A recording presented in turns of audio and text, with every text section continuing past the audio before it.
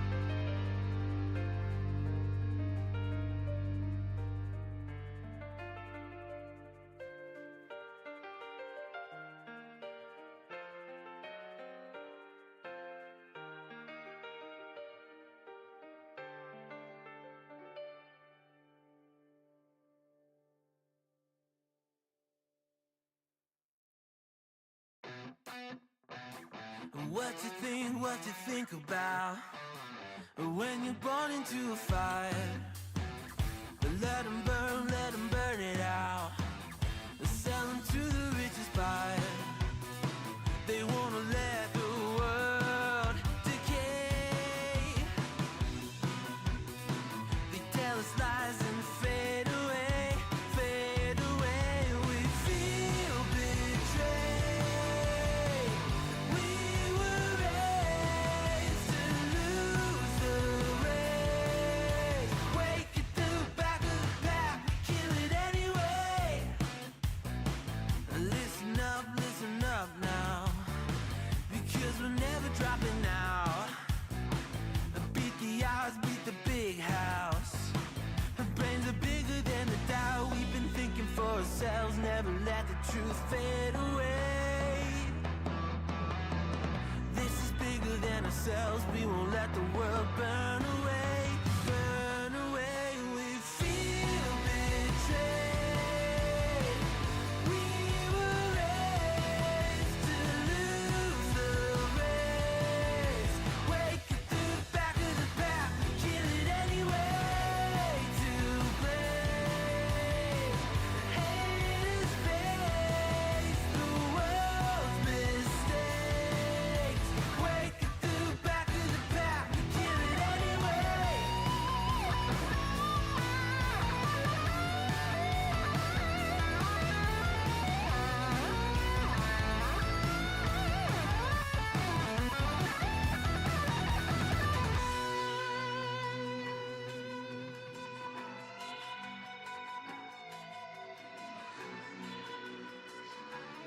I mean, We feel betrayed. We were raised to lose the race. Wake at the back of the pack, kill it anyway. To blame, haters face the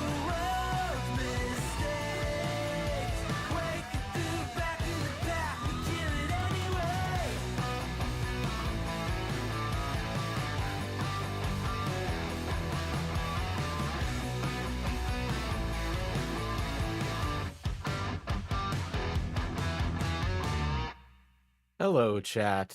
Hello, how's it going? How we doing this evening?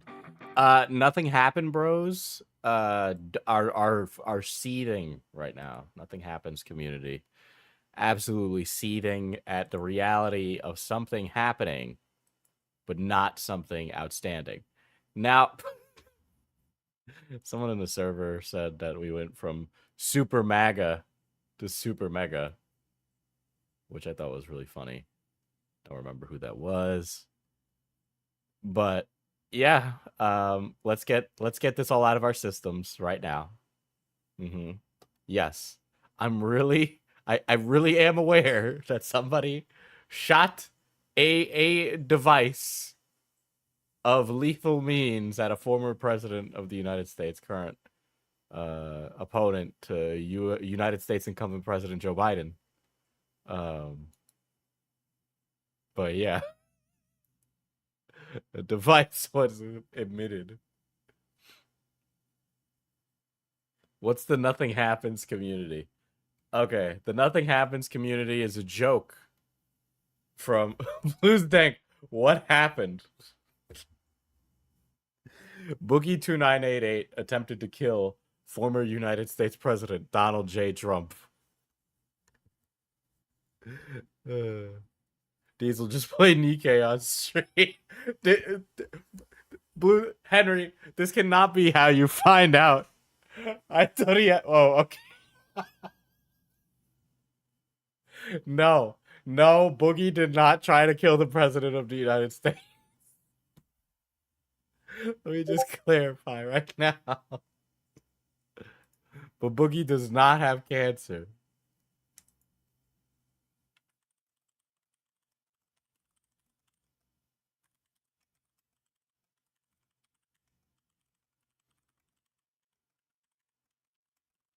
Hold on.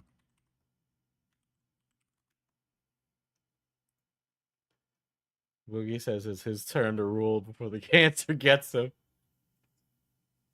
All right, hold on. Let's get the rest of the Donald J. Trump jokes out of the way. I'm really annoyed that the next 4 years of my life are going to be filled with bad Donald Trump impressions from celebrities. To follow up from that joke, I'd like to follow up with another joke, which is me doing a bad Donald J. Trump impression if he was running for political office in Baldur's Gate. And he got an assassination attempt. Ahem.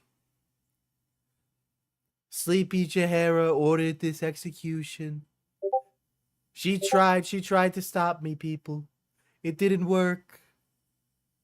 Crossbow bolt hit my ear, but here I'm standing.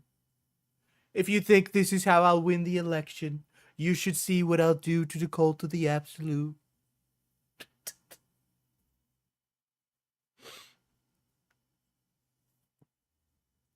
Minsk and Boo. Who is that? Who is that? Yes, Minsk and who? Who are these people? Who let them in here? People, you gotta understand. Kamala Harris. She has a phylactery. Okay, she's protecting Joe Biden's phylactery.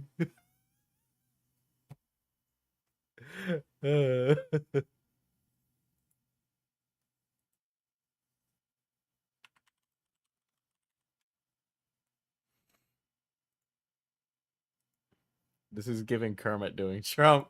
Diesel, keep your day job. This is my day job. You're the one sitting here going, oh, this is bad.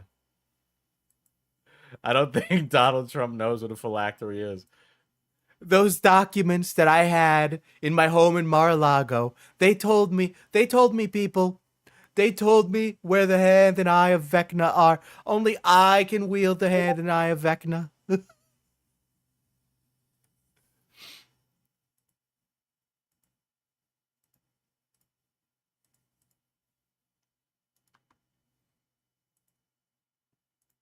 Trump impression is your day job. Now get a new one. Maybe a new day job.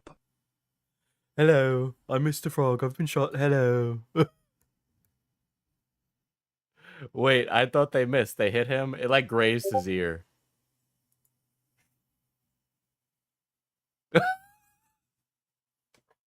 You're welcome to call in and say that if you are a watching person messaging me right now. Yeah, his ear got nicked. That was about it.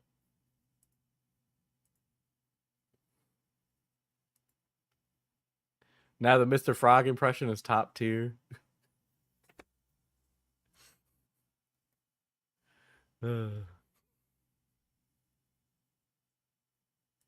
His class is barred with low charisma.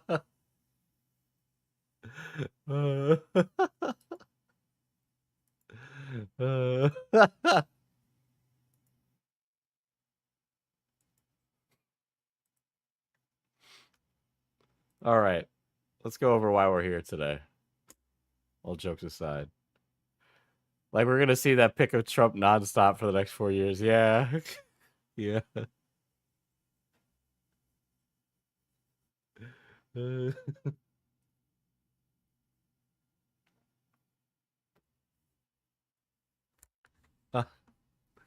Auntie Ethel. Auntie Ethel is a hag. I'm telling you, people. I'm telling you. Why doesn't she have any kids? That's because Auntie Ethel is a hag. Lore accurate. Dungeons and Dragons. Presidents. Okay. Anyway, if you guys remember, this is one of the main proponents of the SuperMega saga. Right? And Nick's position was that Lex was telling the truth. Ethan and Nick were formerly friends who conspired with Lex to help form this whole story that our girl Lex was a victim of SuperMega abuse. When this ended up blowing up in their faces, Nick's credibility basically went out the window, and he apologized. When he apologized for falsifying a bunch of the abuse allegations against SuperMega, he separated himself from EthanisOnline. He formerly was in a band with EthanisOnline. And now he and Ethan are not friends. This is about the 6th apology that Nick has done regarding SuperMega. So we're going to go over this, and then we're going to go over Ethan's response to this on tonight's stream. If you want a full breakdown of the SuperMega stuff, I have like multiple streams breaking down everybody's videos about it. I think I have a playlist on the channel. But the gist of it is that these guys tried to gay op a channel and ruin people's careers.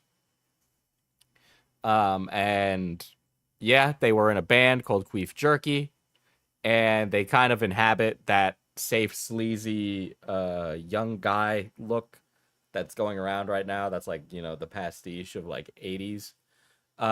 So here we are, where he's gonna tell us why he stopped making videos full time for about 3 years. It was something that I feel like came very naturally to me, and I loved doing it for a really long time. And it was basically my identity for a big chunk of my life. And in the past 6 months, I have, for the first time, completely stopped making videos. I've been spending the last few months trying to figure. I still don't know what a gay op is, and at this point, I'm afraid to ask. Okay. So a gay op is basically, so imagine you had people that said they were your friends. And instead of your friends being adults and distancing themselves, or even they're strangers on the internet, but in this case, it's friends. Imagine if your friends basically conspired to ruin you, right? Imagine if somebody you knew, an acquaintance or otherwise, said, hey, this so-and-so is a blank, right? Like any kind of criminal, or basically they try to ruin your life by any means necessary using underhanded social means. So figure out how to go back into doing this in a way that's comfortable for me. And so this video is kind of a way for me to explain. So Ethan, or not Ethan, I'm going to keep confusing him with Ethan, but Nick basically was very strongly against SuperMega. He purported a bunch of the positions of Lex and Ethan. They all talked to each other. So it was very obvious to figure out that these people had a connection and a vested interest in promoting each other's narratives about this, right? Nick, for all the credits it's worth, definitely does seem apologetic about it. He's been getting ripped up constantly for the last 6 months. Even now, I am still talking about it. But really, my opinion on what happens going forward is based on whatever's in the video, right? People always rag on drama channels saying we're like awful people. No. I can empathize with Nick's position, right? I can understand where he's coming from. And assuming that this video isn't horrendous, I may actually find myself agreeing or feeling bad for him, which is completely possible, right? This guy ended up becoming a useful idiot for a vindictive woman. Ethan is way more culpable and way more responsible than Nick. Nick's responsibility in this was his position as a drama reporter, which he is, whether or not he likes to say it or not. He does present himself as one many times, right? Gokunaro gave him a good review. Well, Gokunaro and I tend to agree, so hopefully that we'll have a good discussion about it, right? Like, even recently, Brad Taste, I'll actually go and pull up the tweet, hold on. He might have me blocked by now. So Brad Taste has been on the receiving end of a lot of bullshit lately for very real reasons, right? I made a video about Brad Taste. If you watch the video here about Brad Taste, you know my position is basically that he needs to grow a backbone and stop being moved and swayed by people on the internet, right? He did end up seeing it. I guess somebody posted my video to his Discord. That was his response to it. And here's what I said. I was pretty kind, all things considered. It mainly boiled down to Brad shouldn't be pressured back and forth by the internet. Then you turned around and talked about how Rose, quote, rape is natural Malay, is a great person. And I learned, yeah, you kind of suck. So, yeah, Brad somehow didn't know that one of his good friends had this long-standing internet history about being a proponent of rape. Apparently that was because she was going through some like mental health episode or something. I don't really know the specifics of it, but that's something that you're going to be walking back for the rest of your life because that's such an egregious thing to promote. Especially coming from a woman. I think a lot of women would also find that pretty reprehensible from another woman. But Brad positioned it as she was in a bad headspace. I didn't know. And basically he'll lash back at his audience, and he's been getting ripped over the coals. And now that commentary smells blood in the water, Brad is now going to end up a lot like EthanisOnline. We're going to look at Ethan now, like later, but Ethan and Brad share a lot of similar characteristics. And Brad, you're going to end up just like Ethan if you keep doing this shit, right? Nobody takes Ethan seriously. He's a pathetic loser. Like, he's an absolute asshole of a human being, right? You don't want to be in that place, right?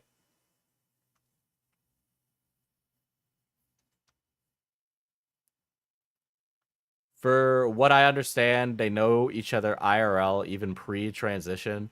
I actually got a DM from somebody that knows Brad. Like, in real life. So, even if they knew each other that much, then like Brad should have known, right?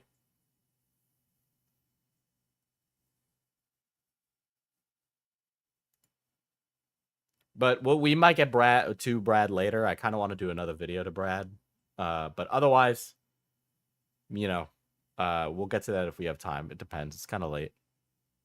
Where I'm at, what my future plans are for YouTube. And it is also sort of another attempt for me to overcome something that I'm really struggling with. If you're watching this, then you're probably aware of it. Last year, I made some really bad mistakes with my platform. Okay, so here's something that's really frustrating with a lot of these videos addressing former drama that happened. The real problem with this, and this kind of happens in the Rose Malay video, assuming we get to that too, is mainly that these people don't say specifically what they did wrong. They're running off of the assumption that you know, or they feel embarrassed to say, which you should just say it, something that I think is really stand out and good about Quite's video responding to his allegations is that he just straight up said this was a Slazo situation. I had a part in it, and I'd like to apologize. Again, I understand, blah, blah, blah, blah, blah, right? So that kind of stuff speaks more to, like, I understand what I've done, and I'm ready to be adult about it and have a discussion about it, and that stuff's really good. But let's keep going. Criticized a lot, and I was under a lot of public scrutiny for it. And even though a lot of problems that I had with the platform were pre-existing before this controversy, this is what kind of caused me to finally, I guess, face the unhealthy relationship that I had with my job. I was pretty reckless with the things that I said and the things I posted, and for a long time it was really hard for me to face that criticism head on. It took me a long time to actually listen. Yeah, so something that's important for you all to realize is that Nick was getting a lot of heat before the SuperMega stuff because he would use his platform, basically literally how he would say it, right? He felt, and a lot of this kind of ties back into politics, but he felt like politically inclined to do certain things with his platform because he felt he was fighting the good fight type of thing.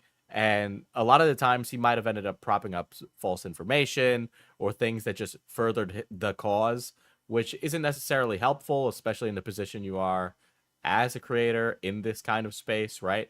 You don't want to be doing that. The idea is that you be better than that.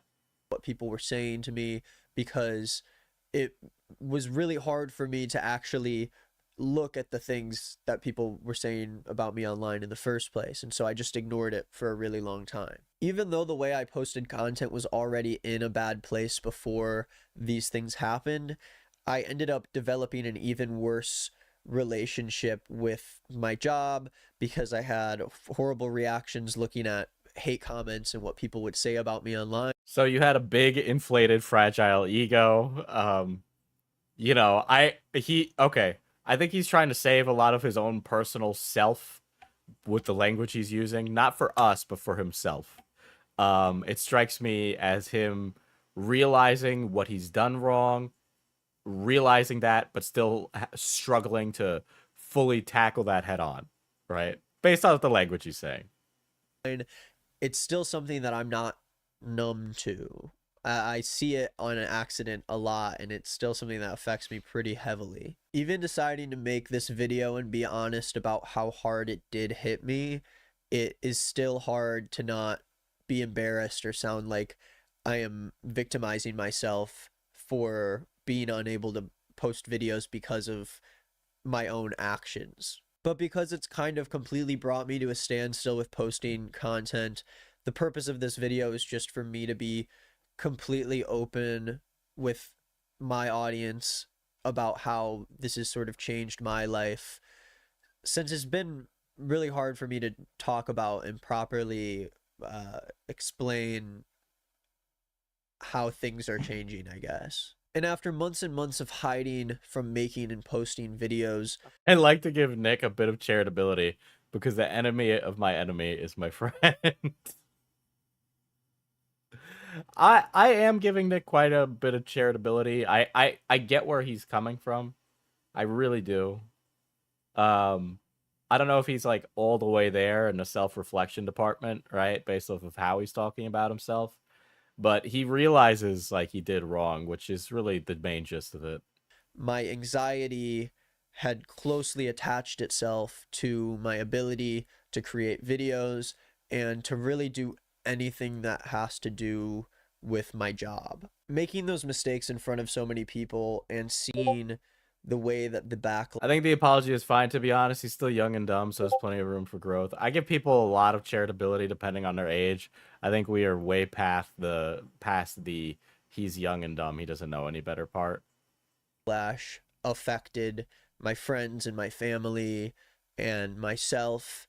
It added to the already very intense feelings that I had around the situation that I found myself in. And months ago, I realized how bad it really was. You know, being in the environment, shooting videos in my office, being around friends that I met through the internet, talking and reaching out to my close friends and family members about how I'm doing, and even my relationship being with somebody that is online and who has been affected by this, it has really frozen me in a way that nothing really has before, and it ended up affecting really every part of my life, and it became even harder to talk about because of how much embarrassment I have around. Everybody who accused SuperMega was old enough to know better. They really were. So it's one of those things where I was just sent a YouTube short to watch. Hold on. Today I'm going to teach you how to not DM minors. For the first example, we have two girls here. The first girl is Jessica. She's 8 years old and she loves her dog. The second girl is Sarah. She's 32 years old and she's a lawyer. Which of these people should you pursue romantically? I'll give you a few moments. Take your time. Yup. Sarah is the correct option. Good job. Now that we know who to speak to, let's move on to DMs. We have a DM here from a 13-year-old fan of yours that says, I love you. How should you respond? I love you so much. Come over my house. What's your favorite ice cream? Or please don't talk to me. Which option should you choose? Do you have your answer? Alright, well that's wrong. The correct answer is none of these. Do not DM a minor at all. Just ignore them. Today I'm going to teach... What letter is between... Today I'm going to teach you how to not DM minor.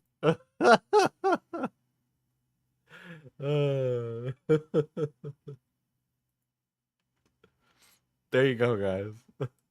The fact that I brought these things on myself.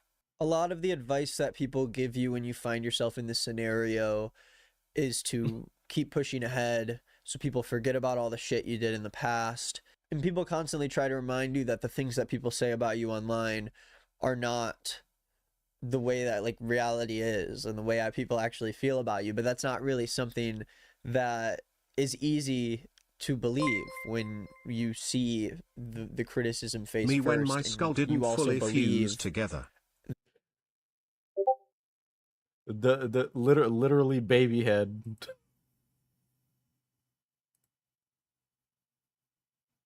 Hold on, let me put D&D on Discord. There we go.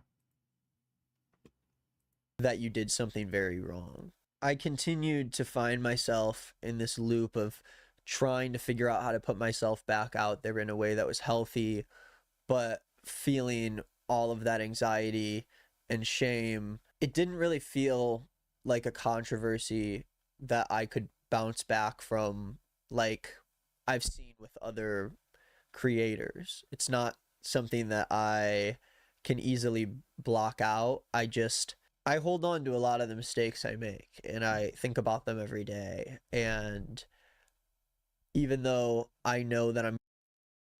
Bro, did you get therapy? Bro, Nick, go get therapy, dude. You can use it. You don't need to hold on to the mistakes you make forever. Like, we're not defined by our past decisions.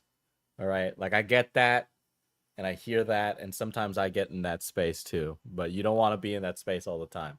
You've apologized so many fucking times. Like, I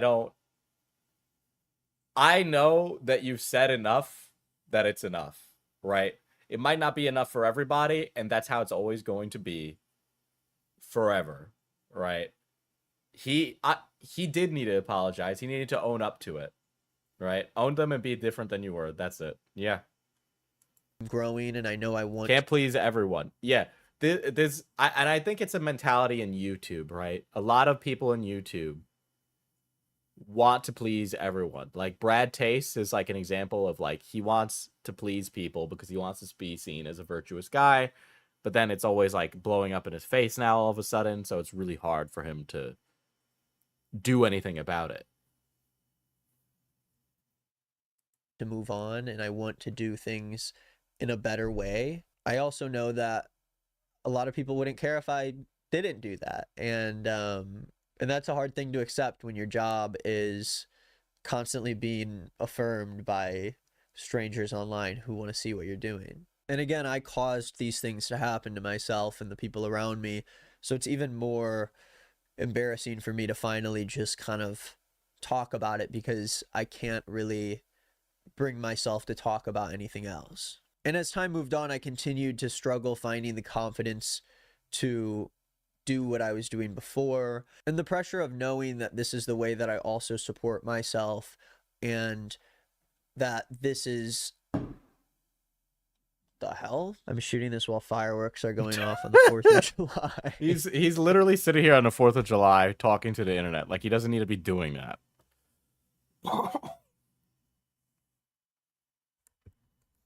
Apologize and do better, IMO. When someone keeps apologizing over and over, it feels like the act of apology is more important than actually doing better or being a better person. I definitely... Yeah.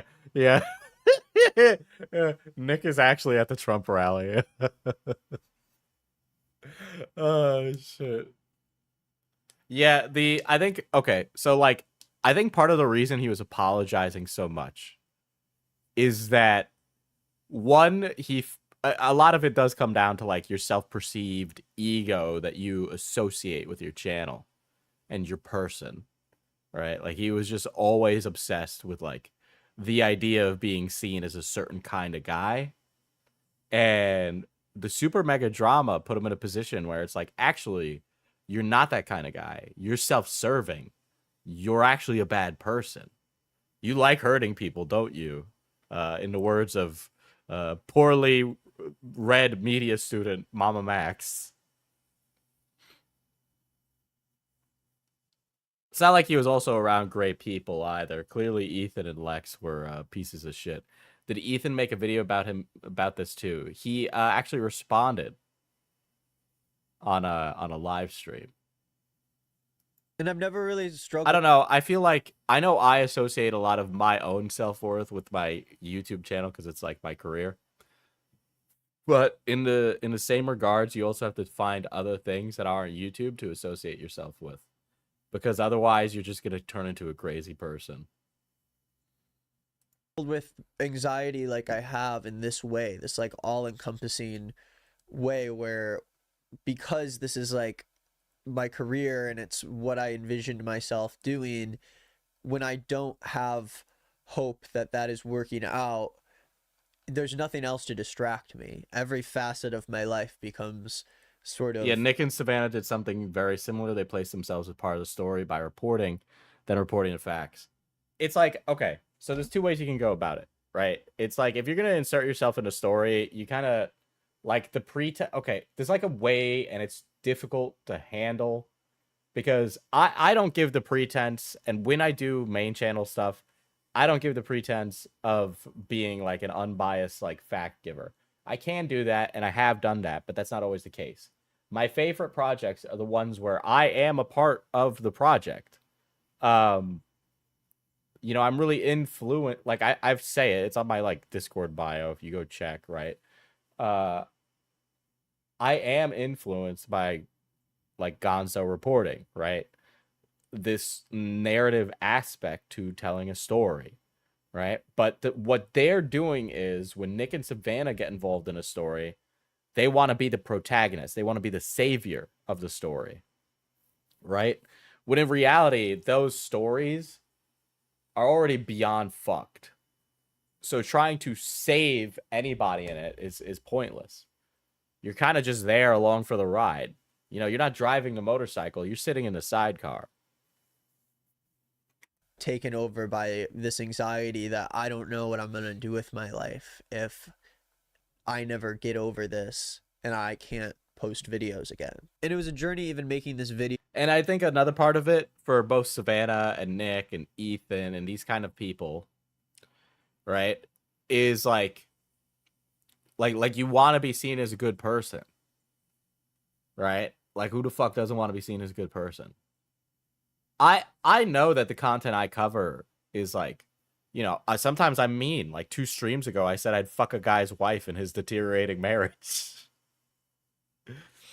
Like, I'm not trying to give the pretense of being a good person, right? And I don't think I'm a good person for a lot of the coverage of some of the things I do, because ultimately, a lot of the things that I cover, especially on the main channel, like, that's it. That whatever person I'm talking about, their life is in a piece of shit place. It's Jover.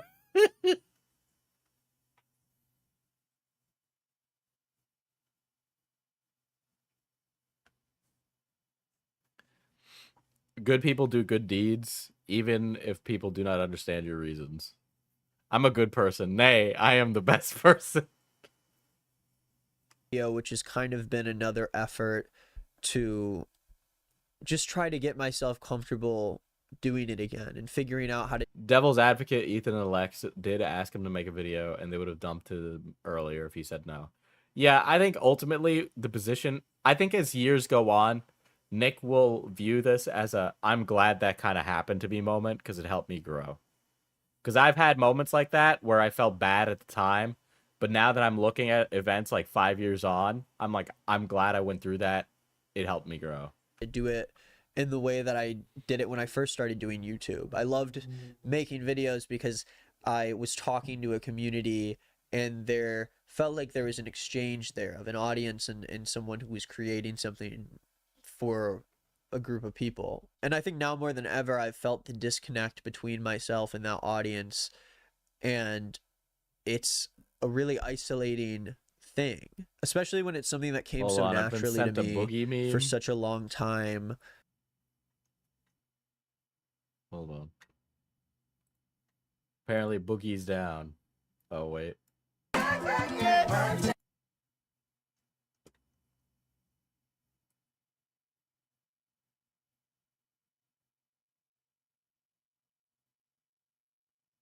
If I play this, I'm not going to get ads on the VOD. I can't play without getting ads on the VOD. I haven't gotten ads on the last 3 VODs, chat. Just watch it muted. You'd be a great person if you'd crush melons. This is kind of missing. It's like, it's like energy. Just sing over it. I know. I need to crush some melons. I know. And to find myself with so much anxiety, even making this video right now, it's a very scary thing to realize. Me trying to overcome this has been something that's been going on for a while. I actually spent weeks working on this video that I wanted to put out on the day that I left for tour, and spent all these days worrying about it leading up to it. And I never ended up putting it out. I left home for a month and I had a lot of time to process away from creating videos. But when I came back thinking that things might be different, I found it even harder somehow. I tried making a different video similar to this just yesterday, and it took me so long to build up the courage to actually even hit record, and I sat there for 2 hours just trying to find the words of what is on my mind and how I can convey that in a way that like resonates with people. And even after spending all day trying to prepare myself to do something as simple as just like yapping to the camera for an hour, I could not bring myself to get past the first couple minutes, and I gave up and decided to try it again today with a little bit more of a script. Anyways, I yapped a lot, but I want to talk about the reason why I'm making this video. I came up with the idea of trying to post lower stakes content that is easier for me to just talk about in an organic way, and if I can just get myself more comfortable posting these quick videos that don't take as much effort. Okay, this is literally what I'm doing right now, which is a little scary. Because I know me personally, I have a lot of like I want main channel videos to be really good, but then as a result, it makes me afraid to upload. So I've been posting more here because I don't feel as much social pressure to just make content here. It's very easy for me to make content here. Then it might be easier for me. Jesus, there's so many fireworks outside. I just want to... It's the 4th of July, you fuck. Talk about stuff that I like. And I feel like for a long time I talked about stuff that the algorithm wanted me to talk about. And I want to do what I originally liked doing on YouTube, which is just getting on camera and talking about things I care about, whether it's 21 Pilots or scary storytelling YouTubers or Crumble Cookie, anything. Just put it online. That's my issue, is I can't finalize something and put it out there anymore. And I knew that in order to just get back and make videos as if nothing happened, I would need to confront and talk openly about what's going on with me right The liberal bread tuber mind can't comprehend patriotism. He is scared, for he does not know that he has freedoms given to him by the Constitution. now. It is something that's currently affecting me so much more than I'd like to admit, or that I think people would ever really realize. Because of what's happened, I've experienced so much growth, and I've put myself in so many situations where I've challenged the things I believe and the kind of person I am. And so it has brought me to a point where I feel like I can be a person that I'm proud to be, but at the same time, the way that my anxiety is so connected to this job and my relationship with the internet and an audience, it's made things very complicated. And so I want to start making content and interacting with an audience who's interested in me talking about the things I love, and I want to make it feel like it used to when I first started it, before I feel like my judgment was so skewed by the way I looked at YouTube and the way my videos performed and the way I was perceived as a creator online. I had such an unhealthy relationship with all these things, and it took something big like this happening to have me reevaluate all of it. I wouldn't Brother needed to only almost ruin people's career to have self-actualization. Ay, ay, ay. You know, guys, ultimately, the answer to everything, as is many things, is a twofold process. Step one, touch grass. I know, a shocking thing, believe it or not. If you touch grass, you will find joy in life, because as you walk outside, you will find out that the birds are chirping and that you have been given the most incredible existence. And then step two is to take your ass to cognitive behavioral therapy, or CBT. It'll help you realize that sometimes you're an asshole, or sometimes you get in your own way, and you'll be a better person for it, and people will want to be around you more. Do those two things, chat, and you will find yourself living a much more fulfilling life. Shocking.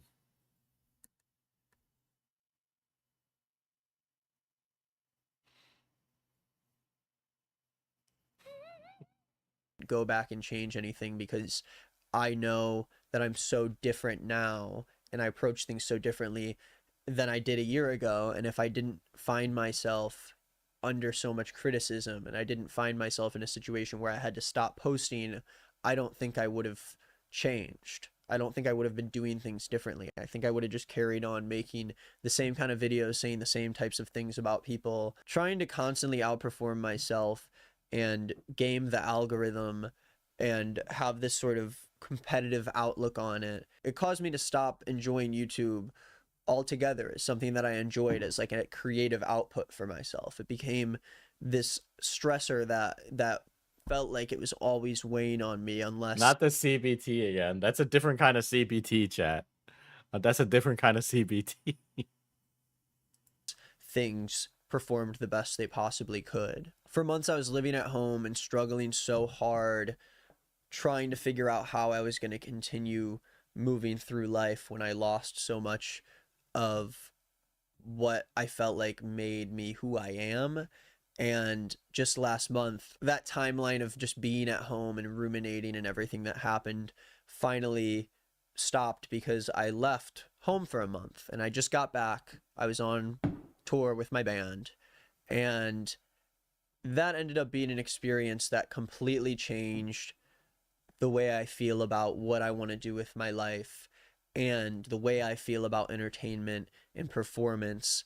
And I got to meet a lot of people who reminded me why I love doing what I do, and who especially helped me realize Yeah, man is that yapping. there are so many more things I want to Man accomplish. is yapping. I hate that he's still trying to be the victim in this. I don't even think he's trying to paint himself as the victim in this. He's like literally talking about his mental process about what had happened. You know, I would love to know why he thought what he thought at the time. And the way that he's describing it here just sounds like, at the time, I was just doing it because that's what the algorithm would have rewarded, which he's right. But it also had an inverse effect on him because it immediately got dismantled, right? Which ultimately, the fact that the algorithm can convince people to say and do awful things is probably one of the most eldritch nightmare scenarios that exists in our day and age. Imagine you could just go on the internet and lie and get paid for it. Okay? And there's an entire industry around it. And if that isn't just one of the worst things in the world, I don't really know what is.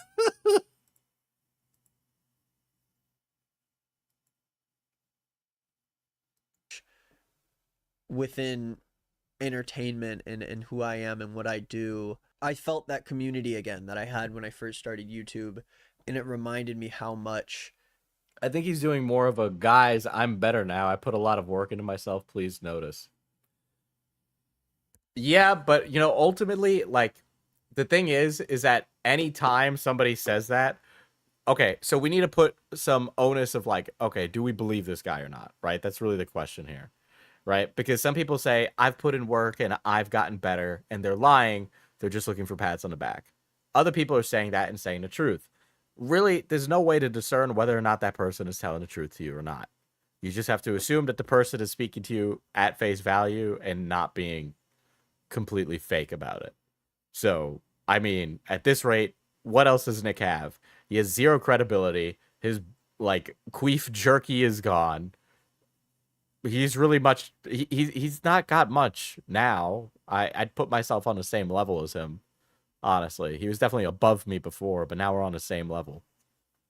It made me happy. Before, it felt like all of those views and that audience turned into this thing that I had to maximize to make myself feel good. Does any of that make sense? I feel like I'm yapping a lot and it doesn't make sense, but I have to commit to making this video because I don't know, I'm running out of ideas, and so I want to try this out. Something interesting between Nick's video and Ethan's comments, Nick does take more responsibility for how he developed an unhealthy relationship with the internet. Ethan's reeks of self-importance. Yeah, I have a feeling we're going to get to that. From what I saw, Nick was convinced to make the vid on SuperMega by his ex-friend Ethan. Yeah, no, that is part of it. But people do things for more than just one reason. Decisions can be made for multiple reasons, right? It is. When you have like an expose like you have with SuperMega, you're going to make money, okay? When somebody has a rape allegation, Nicholas DiOrio goes live and does a show called Ultimate Rape Review. Okay? So, like, I know I'm no better. I am no better. The only difference that somebody like me or Nick is that we're willing to sit down and hear people out before making a judgment call. Nick didn't do that. He rushed to make a judgment call. And there's a lot of stuff I want to talk about that I haven't had the chance to talk about online.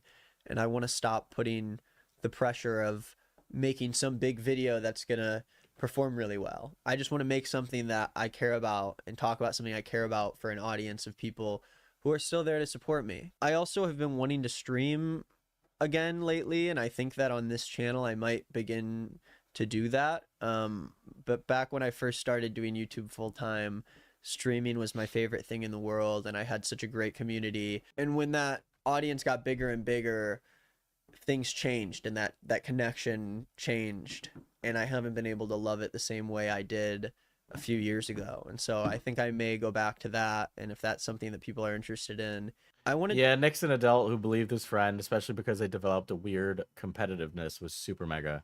Nick subtly mentions his jealousy towards people making content they like. Yeah, that's another thing. In the past, I don't do it anymore. I used to do it. I used to get jealous of other people's success, especially when I covered something first in a video, and then they cover it, and they do better than me. Because for me, the amount of views that they got, I don't know, I'm saying got, and I can't speak tonight, would have made a larger difference to me than it did to them, right? But now, at this point, I'm in a position myself where I know I don't care if they do that. I also have had people plagiarize my work before, but that's neither here nor there, right? Comparison is the thief of joy, yeah. Unless you compare yourself with someone who's worse than you. Just talk to people and interact with an audience and enjoy being on the internet again.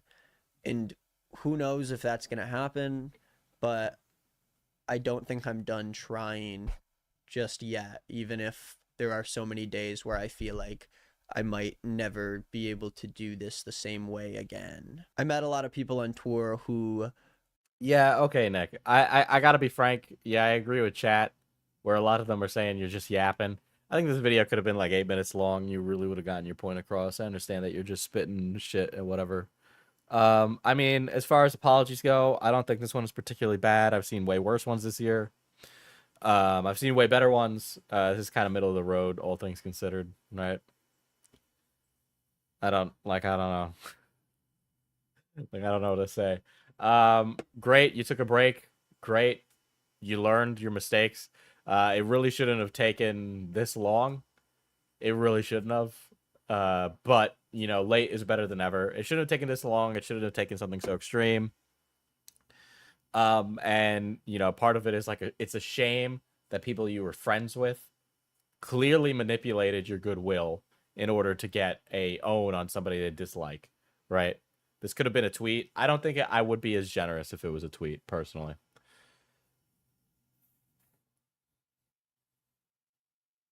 You know, I think ultimately that was fine, right? I don't think you need to address it again. I think you've paid your dues, I'd say, right? I don't think it's much more than that.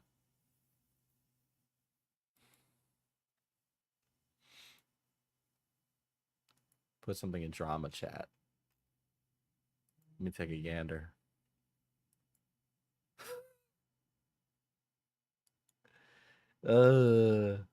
Yeah, like this is an example of like, it's clear that they're aping it deliberately from their time doing queef jerky. It's clear that there might have been a sense of either envy or like I wanna be type vibes coming from it. Here we go. Let me boom.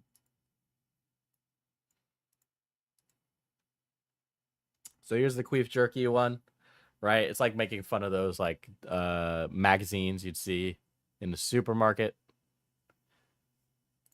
And then that is the SuperMega one. The SuperMega one came first, and then they did this, which is identical. Thing to take away, be careful of being friends with certain influencers. No, the thing is that sometimes people that you think are friends and you think are people you can be honest with are actually liars. And you don't know that all the time, right? And that just happens, right?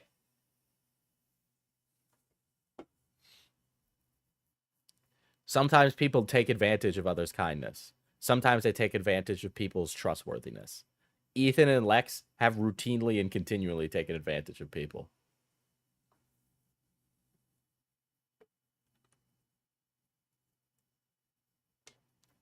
Like, that's just in life. I've had people who are friends that aren't related to the creator space at all that I think are trustworthy, good people. And then it turns out like they're not. And, you know, they go on to do and act really stupid. And you just kind of have to go, okay, that's something that happened. Let me distance myself from them. As you get older, it's easier to recognize those people and remove yourself from people that are not good for you. But you need to see all sides and wait a bit. There isn't a case where you jump on things that quick. Alex is an example where there was nothing to save it, and it doesn't truly matter to get on his side. Yeah.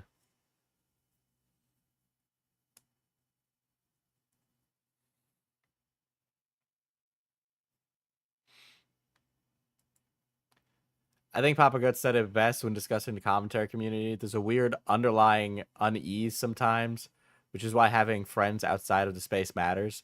I don't know if I agree that there's an underlying unease.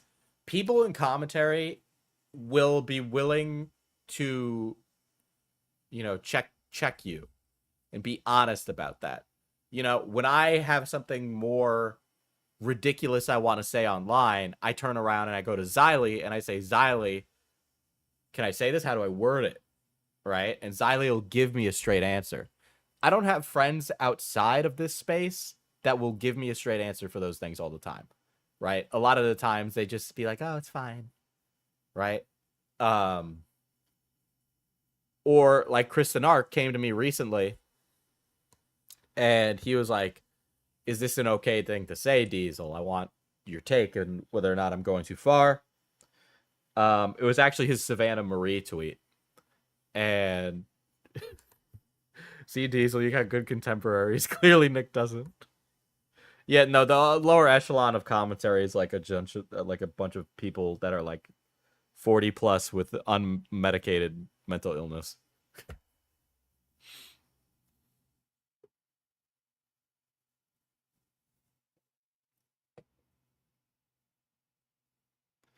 Yeah, you're 100% on, Bridget. I think their community in action / hesitation is support of the accuser / equaling the cosign of the accused behavior.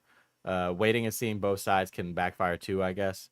There is, you can say nothing in events like SuperMega. You can literally say nothing, and you can usually be okay. Like Brad Taste would have been fine, right? And if he had just not said anything, he kept constantly stepping on rakes. That's why we talk about Brad Taste now. It's because he never shut up. But if he said less, he wouldn't be at those positions. I think if you're not in commentary, you can under or overestimate how charitable the rest of the community will be about a statement. Yeah.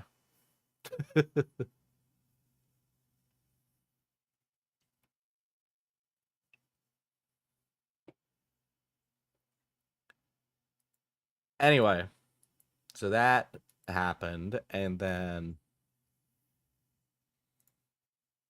let me go back to the time. I think it was Rina. Thank you for the timestamp.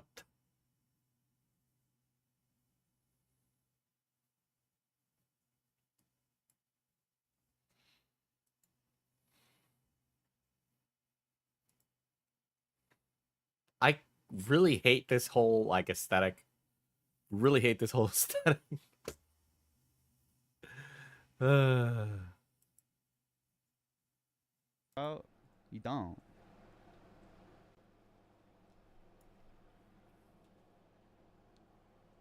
This man is stinky looking. He's so stinky. Sorry. Diesel is a great judge of character, so I hear. I can't tell if Beckett's taking the piss right there. It's that classic chatter. He goes a little further along. Need to ban. Okay, Sophie, because he's literally, I think, sick. Get better. It's over. You failed. Anyway. Oh, this guy was shitting on people for liking Fish Tank. Fish Tank is based. Whatever. Fuck you. You and Lex are doing a bit better. Lex and I are great. What's going on? I was just talking. Somebody asked me about queef jerky, and I was trying to like kind of set the stage so people would like tune in a little bit before I really got into it, because it's kind of a story. It's not. I'm not gonna like go into too much. Is Lex here? Not right now. She's at the store. But Lex and you are great. Are you sure yeah, I'll about get into that? it. I mean, I hope nothing good happens for your relationship. I don't talk to those guys. I don't talk to Dev. I don't talk to Nick. Okay, you know what's really corny and I really hate is like creators like publicly announcing they're no longer friends with somebody else. You don't need to publicly announce that you're no longer friends. That is corny. That is lame. That is loser shit. Ain't nobody give a fuck about that. You're being an absolute loser. You're not friends. Move on with your life. That's what happens when you're an adult. Things happen. You move on.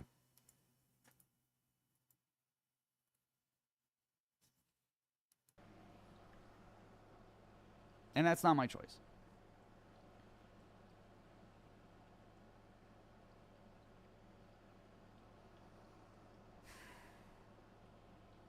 some of you guys might know that Nick covered what happened with Lex's story.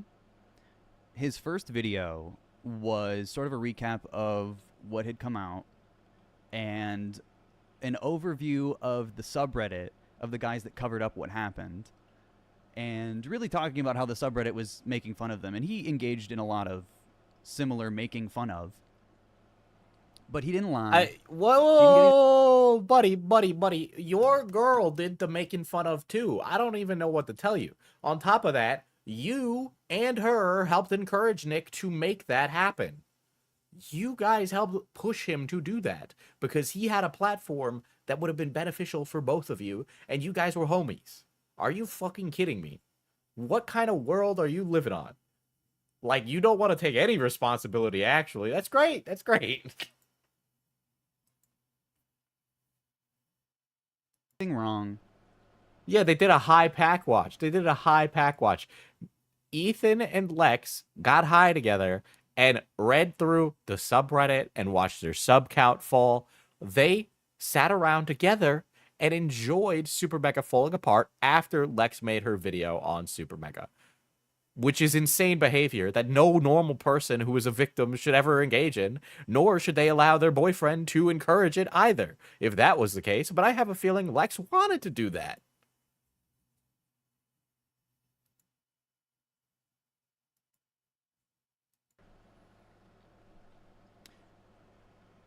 Then their responses came out, and they lied about everything. I mean, bar for bar, line by line, lying through their teeth. Ain't nobody believe you, Ethan. Nobody believes you. On top of that, Ethan, you sit around and you like accused people of being pedophiles with no evidence whatsoever. Good going, buddy. It's not like you look like somebody who would sit around and look smelly in a Hot Topic at 2 o'clock in the afternoon on a Wednesday. And I think Nick believed them, but wouldn't tell me. At least for some things. Because his second video, he didn't come back to check anything. He didn't come back to be like, you know, whose side is right? He actually didn't speak to Lex once. She talked about this in her video. He didn't speak to Lex. I don't believe that for a single fucking second, buddy. All right? I don't believe that for a fucking second. I don't even know where you, I don't even know how you could be an ignorant moron to believe that. Okay? That is literally a lie. You guys spent way too much fucking time together. Way too much time together.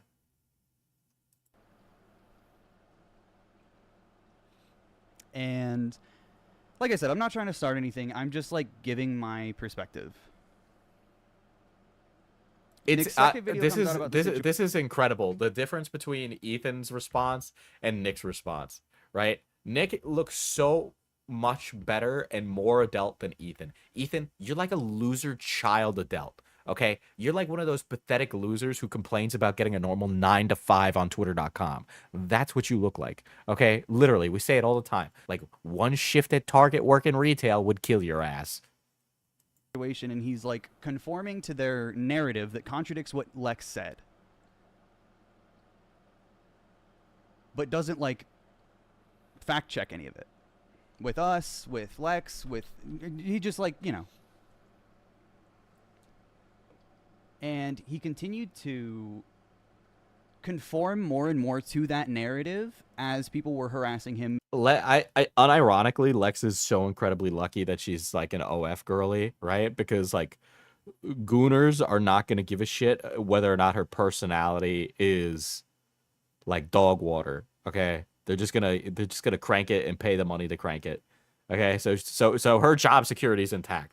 But it drives me absolutely fucking bananas that this guy actually has a career still when he does the same kind of content I do, and he's so much worse at it.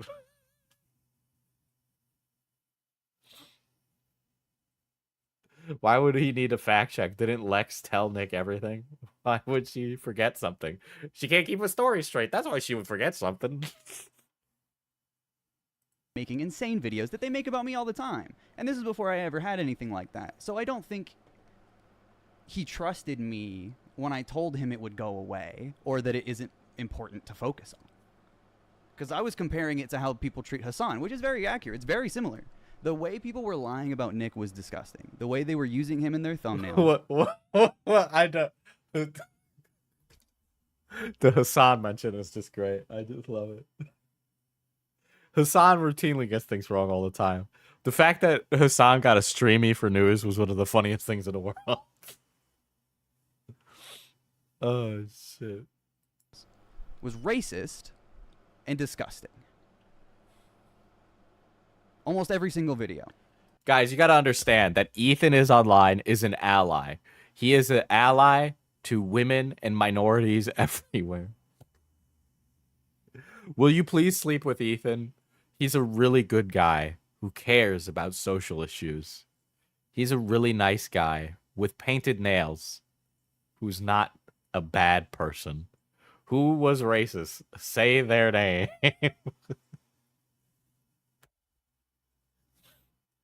He probably could have been like sensitive society or one of like the daily commentary guys. No one gonna mention chat pics tattoo? Yeah, man. If he gets 1,000 subs, he'll let chat pick the tattoo. That's not fucking horrendous. No, Ethan. Here's people like Ethan will immediately go to like the racist, criminal, or any of those things when they don't have a response to the opposition, right? You just call the opposition whatever horrible thing you can think of in order to discredit them to be accepted by your peers. That's it. Without exception. And I had a lot of sympathy. I really felt like we were all in this together because we were all going through it. Yeah, you guys are all in it together, doing a little gay op. Got it. Give him the spade tattoo with the silly Q in the middle. Oh no. We giving him that, chat? We give him that? I don't know if the chat's ready to figure out what the Q spade stands for. Chat, do you know what the Q spade stands for? Are we aware of what the Q spade means? Yes. No. Why are we typing in all caps right now, chat? What's the problem? You know what? I won't even describe what the Q spade is. I'll even turn this one into the short. Here's the picture of the Q spade. If you want to know what the Q spade stands for, go on Google right now and look it up to figure out what that means.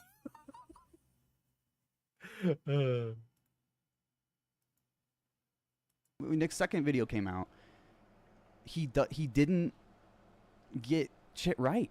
He just got shit wrong, and it made people think Lex was lying.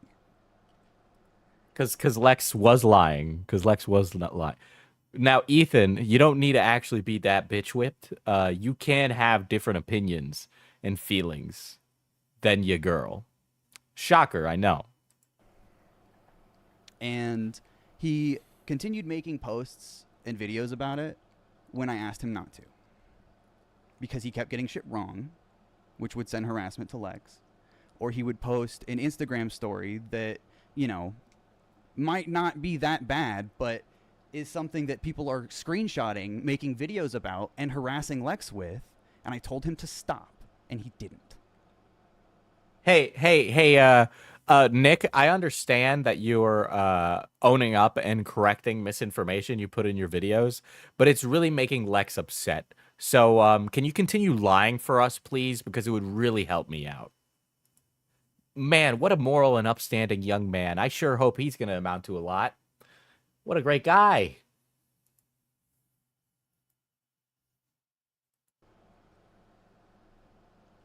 I sat him down and I said, you have to stop talking about this. I said, just stop. He had made 4 videos or something. And I was like, dude, you keep getting stuff wrong and you're not talking to the person involved. You have to stop. You keep getting stuff wrong. You're not taking our side, Nick. You're my friend. Why aren't you taking my side? Like, are you fucking kidding me? Maybe your friend disagrees with you because he's an adult, you fucking moron.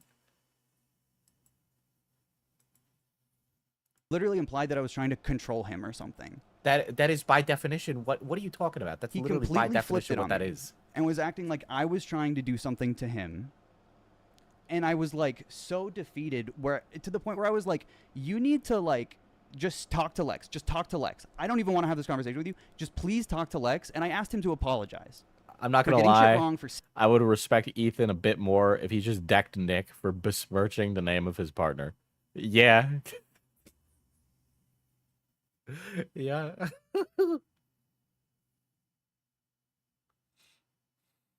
sending people to harass her, whether he obviously he didn't mean to do this, and I was trying to be very understanding,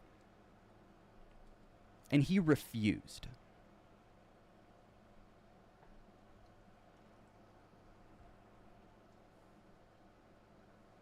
He's like really angry too. You can see how angry he is. Look at him like pursing his lips in like anger. This guy is mad. This guy is mad. He is really mad. I can't even be like sometimes dudes get mad and you're like, that's scary. This dude is scary. But this guy just looks really tired and sad. He looks like a wet bag. And I just can't give a shit about a guy who's a wet bag of a person. I just don't care. Lex sent him a very long text. It's in her video.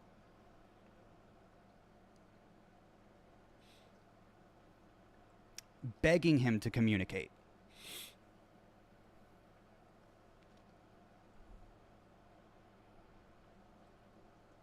Begging. Funny how everyone involved admitted to lying, but Lex, Leighton, Morgpie, and whoever else already disavowed. Yeah, I know, crazy, right? Bro is literally one bad day away from saying, "Listen here, bucko," in his fucking Walmart sandals. You know when they talk about twink death? Okay? This is actually the birth of a dad bod. But not like the sexy kind of dad bod, like the, damn, this guy has been doing some hardcore stuff his entire life kind of dad bod. And that was after he, like, started drama unnecessarily, got shit wrong without listening. And eventually he told me it was just too stressful. He said, I can't even talk about this with you guys because it's so stressful for me.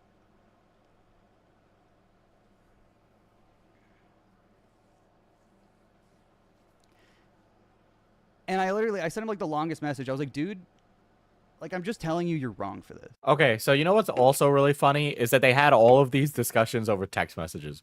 All of these very serious discussions that should have been had in call or in person happened over text. Over text. The social anxiety was so bad they texted.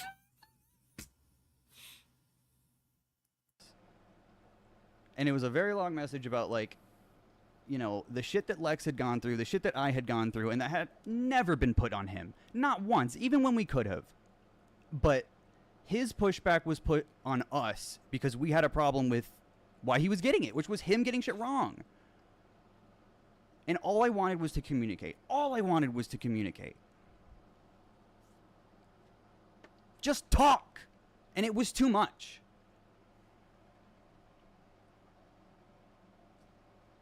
And then he made his last video. After he ghosted me completely. He never responded. Oh, God forbid he ghosted you. The slight, the social issue. To me, never once.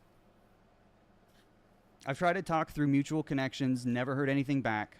Try to talk through mutual connections. This guy is like, listen, let's just talk like adults. Never once tried that? Is that what I'm hearing? Because that's what it sounds like.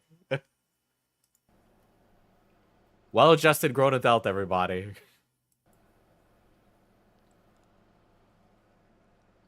He made another video about it where he apologized to the guys that covered it up by name. Yeah, they covered it up. Yeah. This was really the Epstein of a YouTube sex allegations.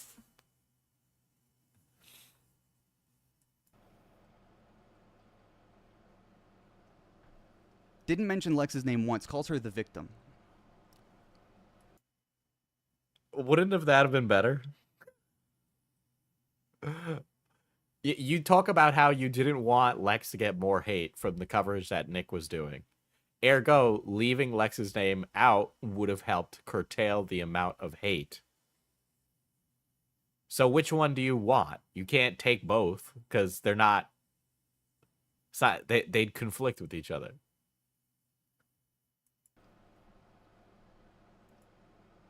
And he's apologizing for starting drama when it was about how they covered up sexual assault.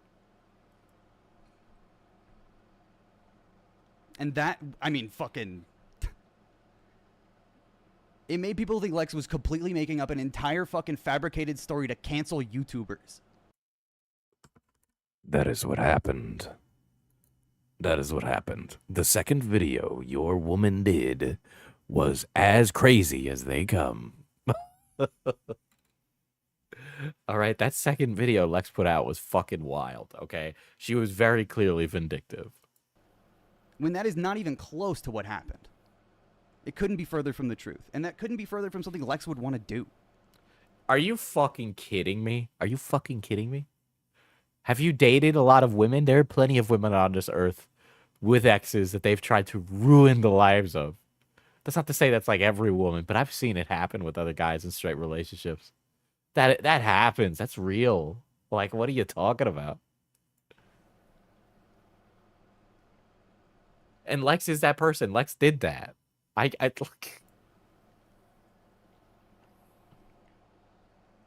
yeah, hell hath no fury. Like, holy shit, dude.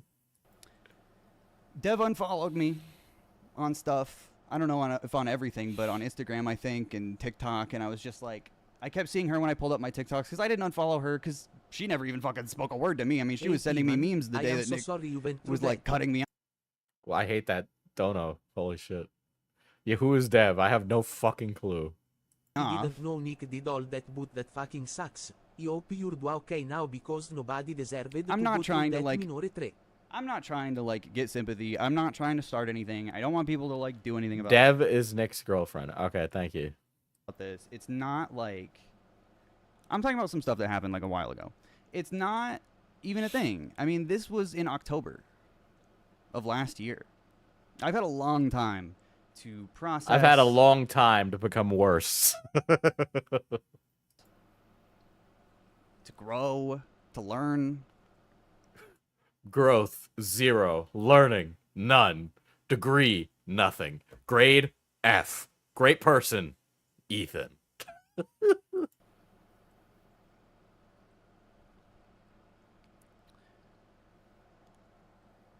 But I never heard anything back from those two. And I never made a penny on anything I did with them.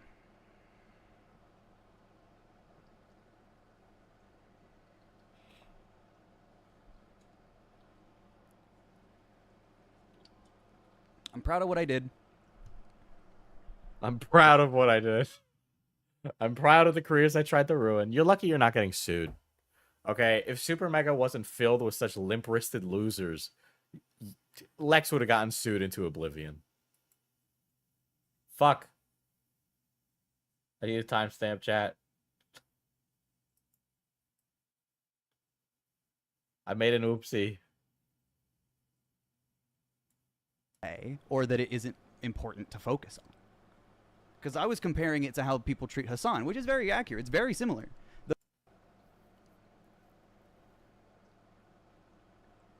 Begging him to communicate. People think Lex was completely making up an entire... But I never heard anything back from those two. I made an oopsie, chat. I made an oopsie. And then one day I wake up and I don't get to talk to them ever again. You found a cigarette. Just because I wanted to communicate, I guess. I don't know.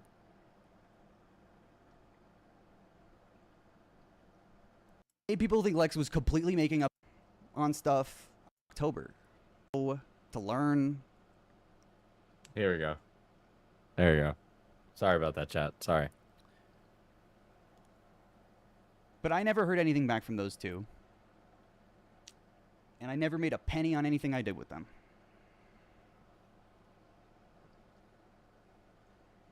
Honestly, you probably should have made a penny. Stupid.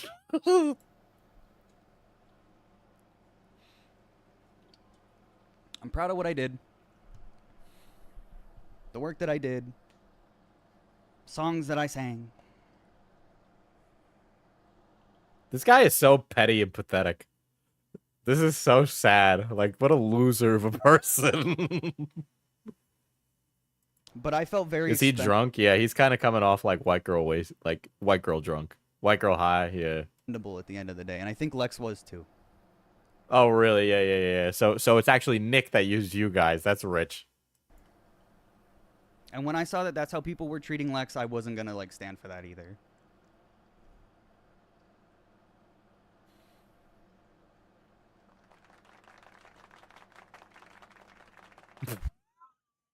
The applause is so righteously timed.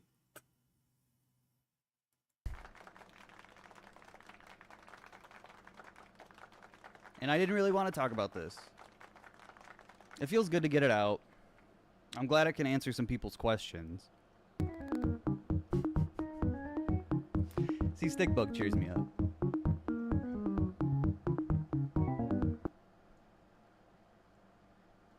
It still really bums me out. It makes me really fucking sad.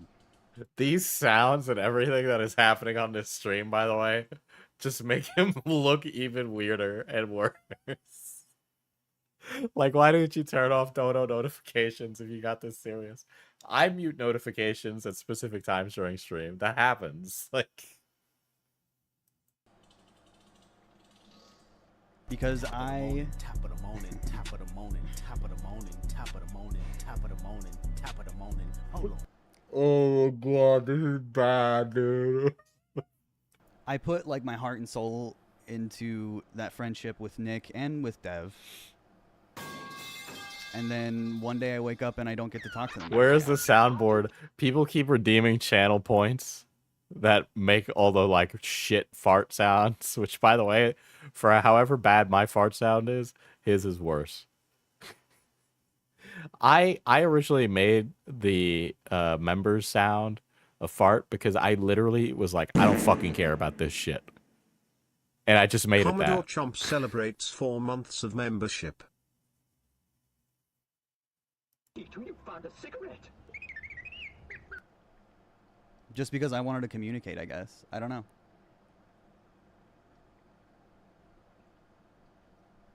I just wanted to talk it out, and that didn't seem like an option. So, I have moved on.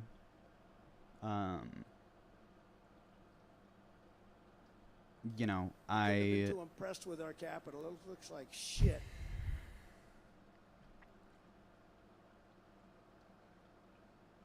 I've been disappointed for a while. The weird late stage capitalism cyberpunk effect of playing fart noises while talking about serious stuff is insane. Lex, Ethan, and Leighton need to see someone about that weed dependency. Just because it ain't addictive doesn't mean it should be smoked all day. Yeah, it's definitely like literal brain rot. Like, holy shit. Obviously. And I'm sure, you know, someone will be mad at me for even talking about it. It's... People get more mad at you for saying what happened versus the, you know, things that actually happened. Yeah, wouldn't you like to think that you're the one who has all the answers? Okay. And I don't really want to, like, talk about it again. The Weaver off streams celebrates 9 months of membership. It makes his stream feel even more of a mess. Yeah, it just adds The how overlap insane is it is. I'm fine, chat. I've been dealing with this for a while, like I said. The funniest comments are the ones that are like... Jesus Guys, Christ, how did we this forget stream. Diesel has incurable ass cancer? Rip. Oh my god.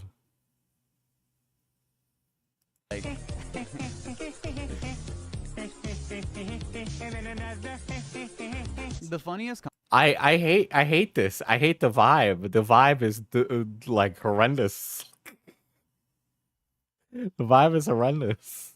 Diesel, why can't our stream be like this? I have never wanted to change my members sound from a fart more than today. Okay? All you guys complaining or loving it doesn't sway my opinions. But the fact that it even comes close to being anywhere like this guy's annoys the absolute ever-living shit out of me. comments are the ones that are like, you ruined Nick's career. And it's like, dude, he made 5 apology videos when I told him to stop. I told him to shut up and make a video about something else. Well, unironically, all the apology videos didn't help. Diesel, stop watching. That's what I did.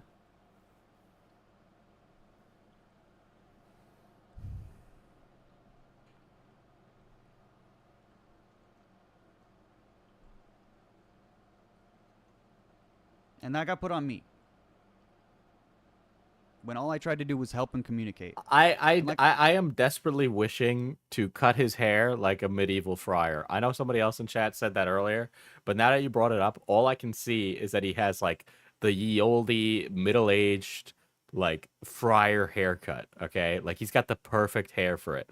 I am just picturing him being an old Saxon monk in a poorly lit temple. And instead of doing his daily prayers, he's sitting here on stream with Family Guy funny moments playing in the background. Like I said, I really cared about those guys. Like, genuinely. Bro got the friar phenotype, okay? That's what he's got going on. Not enough to drop someone over fucking YouTube drama.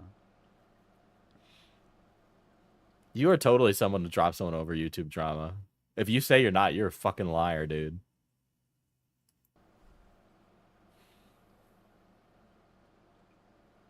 I tried really hard to keep this shit together.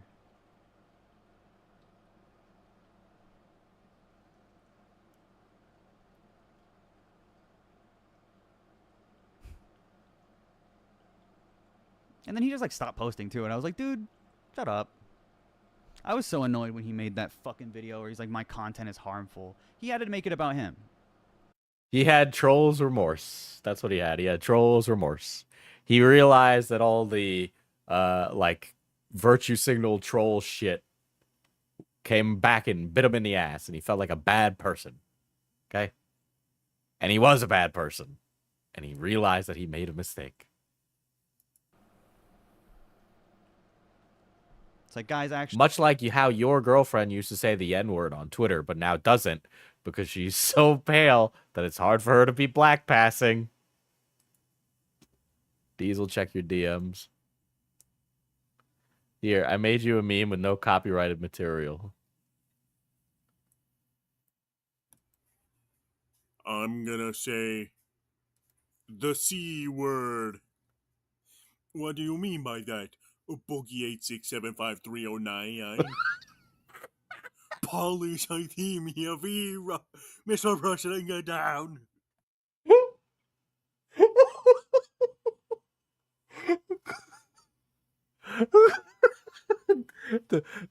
Thanks, moderator Cat, for that video.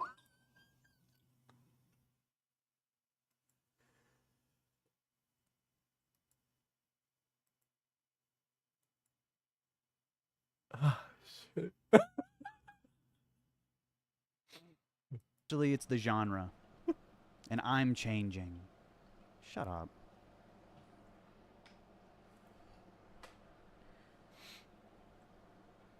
And it's not about like other guys or other YouTubers or whatever. It's like a very like individual thing. And I don't care what he does going forward. I hate that I know that reference of Keem being president. Don't. I wish him well. I wish him well, but also fuck that guy. I hate that guy. That guy's a piece of shit. Says nothing but, like, for the last hour, awful things about a guy. I hope he has a good career. Actually, no. When I say I hate somebody, I wish bad on them, Ethan. Okay? Like, you can do that. Just be like, fuck that guy. He's a loser. I hate him. I hope he falls apart and all of his fucking tires pop. Like Ethan, I hope all your hair falls out and you turn into a fucking French monk in the 16th century. But I have my own shit to do, and I'm just gonna do it. I wish people would just outright say they're haters more. Just say you're a hater. Just be like, I hate your guts. You're a piece of shit. I hope everything falls apart for you. I hope you have nothing good in your life. Like, is that so hard? Why do we all have to pretend? Like, that's ridiculous.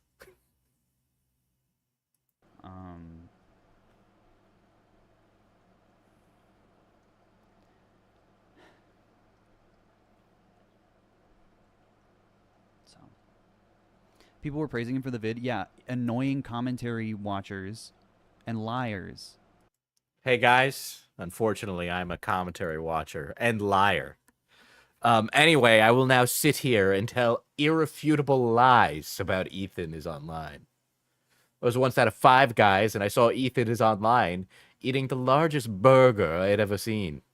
It was disgusting. It was like Jabba the Hutt. And I'll let you know this, chat. Ethan is online in that Five Guys. He actually took a whole box of the free peanuts with him and left. He didn't care. He didn't care. He didn't care, chat. He took all the peanuts with him, and he turned around and he said to us in the Five Guys, he said, the peanuts are no longer free. And then he walked out. Worst thing I've ever seen in my life. Worst thing I've ever seen.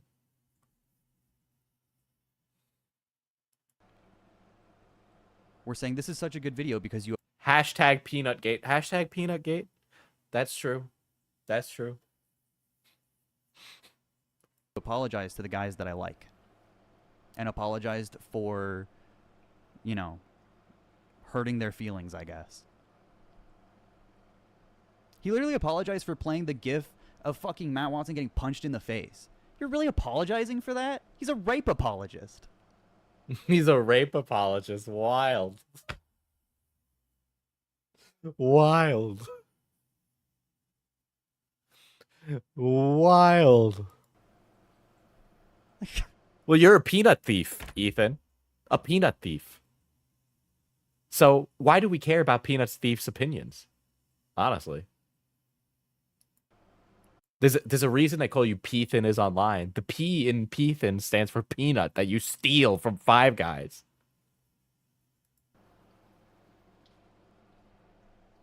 Play it 10 times, 100 times. I can't be friends with people who are that, like, easy to fold. I can't trust people like that.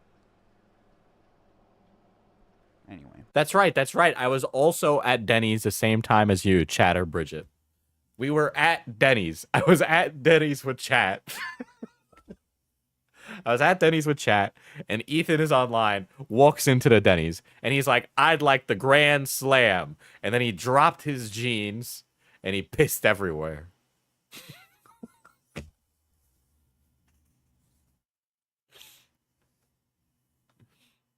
It was true. I was a waitress and store manager.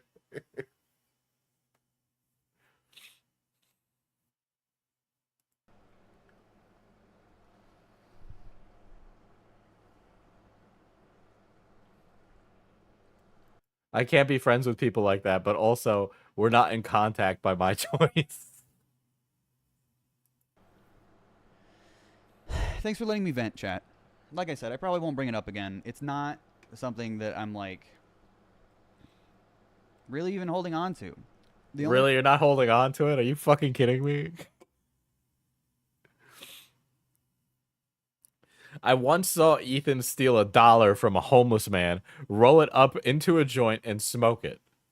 You know what was funny? It was really crazy when that happened, because I was there, chat. I was there when it happened. I saw Ethan turn around to the homeless man and say, oh, I bet you'd love to smoke this pee-pee poo-poo. And then he took a puff, and he blew the smoke in the man's face like he was Cruella de Vil in 101 Dalmatians.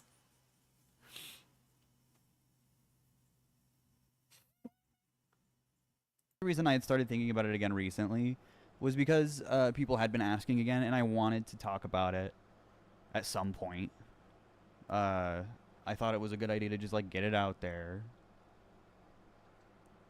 You know where Ethan stores all his weed? Under the bags in his eyes, guys.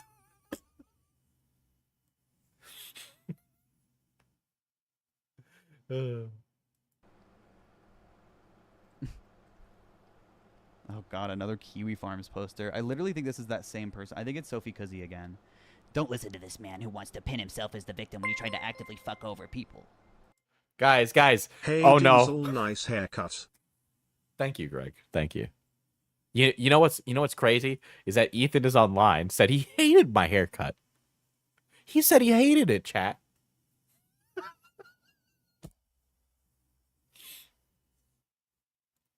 You know, okay, so this is how you know Ethan is turning into a lol cow. When you start to blame everything bad happening in your life to Kiwi Farms and saying that it's Kiwi Farms posters going around and ruining you, that's how you know everything's like crumbling. Okay? Because the same thing happened to Nick Rakita. He used to actually be pretty well respected by Kiwi Farms, but as time went on, he started getting antagonistic with them. And now look at him. Like that shit, that's a sign of a lol cow in the making, guys. Okay, that's the gene. That's what we're talking about. That's the I keep stepping on rakes shit. That's the sign that it's Jover. Who? Disprove this thread that a chatter posted yesterday. Yeah, that's definitely you.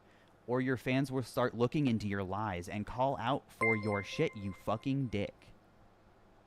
The fact he remembers the name of the one website. guy. I said this yesterday. The Nazi pedophile website? The Nazi pedophile website. What do you... Okay, there are Nazis and pedophiles on that website because the people on Kiwi Farms A-log and catalog all those people. So you're not... Like, are you serious? But I'm guessing what you're saying is that it's filled with Nazis and pedophiles. Like, I'm sorry. When you use those words so much, it literally becomes nothing. Okay, like it's like the kind of people who are like 4chan is a breeding ground of violent extremism, and you go on most 4chan boards, and it's just like the most pedantic normal shit. In fact, most of the time, 4chan is less violent and vitriolic than Twitter. You know why? Because they have better moderation on 4chan.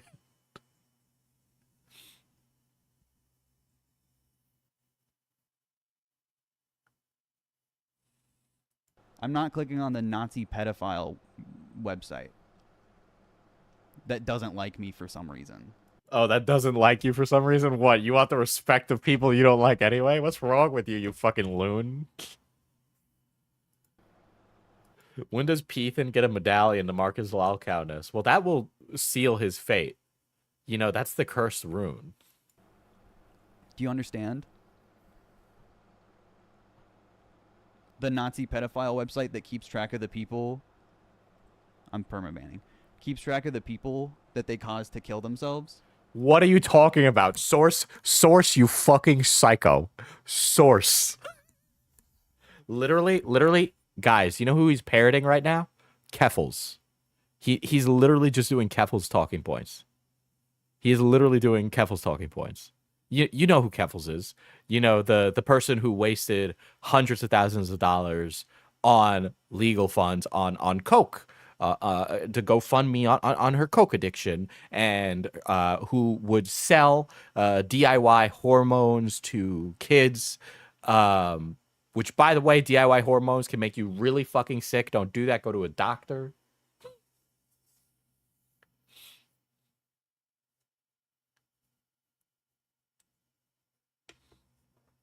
Yeah, Kiwi Farms also hunted down zoophiles and outed them.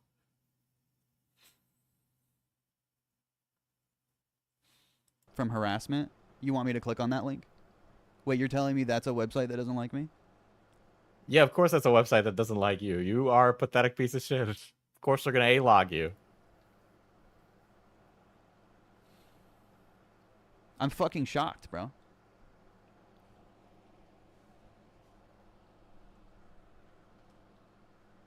Yeah, Ethan would be a person to mismanage GoFundMe money on weed. I've never heard of Kiwi Farms before. Yeah, because you're normal. But like 4chan little goblins go on there and try to harass people.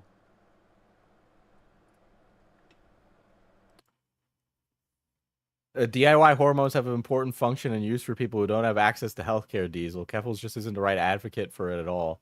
Okay, if you live in America or a first world country, you can't be, don't do hormones illegally. Okay, like don't. I don't know what to fucking tell you. Like, are you fucking kidding me? Like.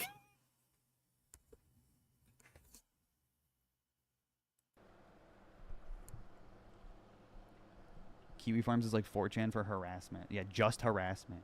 Yeah, okay. Oh my god, this guy, you gotta be fucking kidding me. This guy's an idiot. He is invoking the wrath of the internet, and he has no fucking idea. He's so smug in it.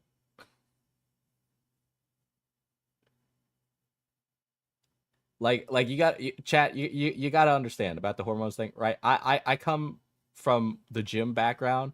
I see a lot of young men get on testosterone that they got from like some Eastern European country through the like internet.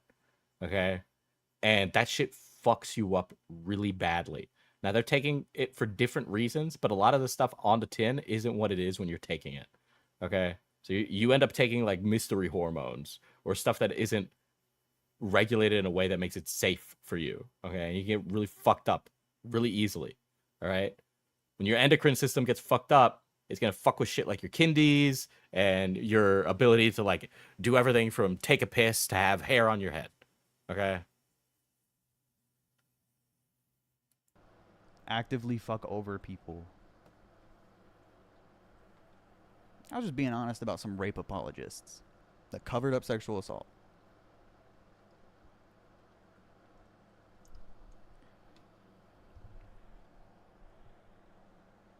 I didn't know 4chan still had had activity. I mean, yeah, for sure. It's still very active. Yeah, 2D Trash. So what they would do is they had a contact in like South America that was making estrogen in a bathtub. Okay, and then putting it in like containers and shipping it overseas. They were participating in the drug trade.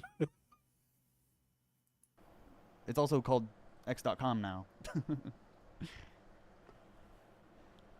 Yeah, 4chan's alive and well.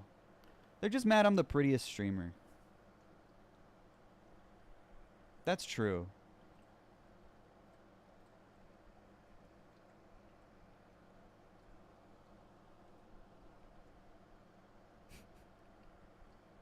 Oh yeah, the packaging also was like lolicon themed. It had like literal like minor anime cartoon porn on it. That was another thing. Yeah, Keffels did all this shit. Like this is just something that happened, right? And Keffels tries to lampshade it so that way nobody fucking talks about it. It's fucking wild. All right? All of this stuff is in the Some Ordinary Gamers video on Keffels, which by the way, Keffels tried to lampshade that too. All right? Keffels was terrified of that video coming out. It didn't fucking matter. Which by the way, it also didn't ruin her career at all. Also, one of the biggest defenders of that, Tipster, because of fucking course.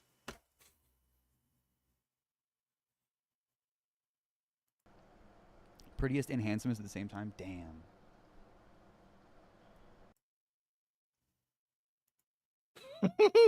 But Diesel Keffels is just a misunderstood cokehead. Yeah, so if you don't know, the gist of it is this, right? So Keffels was doing this campaign called Drop Kiwi Farms because what was happening was that Kiwi Farms was logging all of this bad shit that I've just relayed to you about Keffels, right? And as a result of that, Keffels didn't want it on the website. Now, some of the people that Keffels had associated herself with also had some like weird opinions on like lolly fetish art, right? And so, birds of a feather, and people go looking, and it all starts to spiral out of control. So Keffels starts a grassroots political movement, which, by the way, I will say she did a very good job to basically try and get Kiwi Farms taken down because her logs were on it. Stuff that would expose her for doing these things, and she didn't want that. So she had claimed she got swatted. That ended up not being the case. There was a bunch of things that happened like afterwards. I've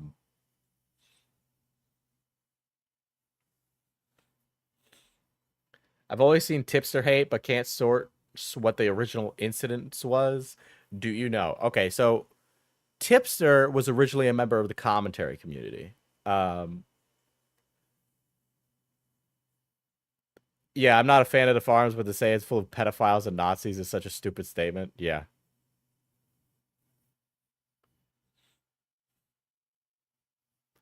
So I will say Keffels was able to make the grassroots political movement, and it worked for a time But basically what happened is that Kiwi Farms went offline for a period of time and then just reappeared on a different like fork later.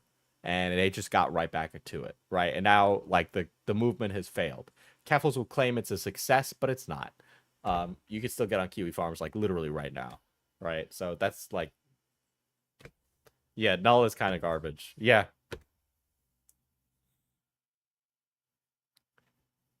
What else was there with Keffels? Keffels is also the reason that Destiny got banned from Twitch.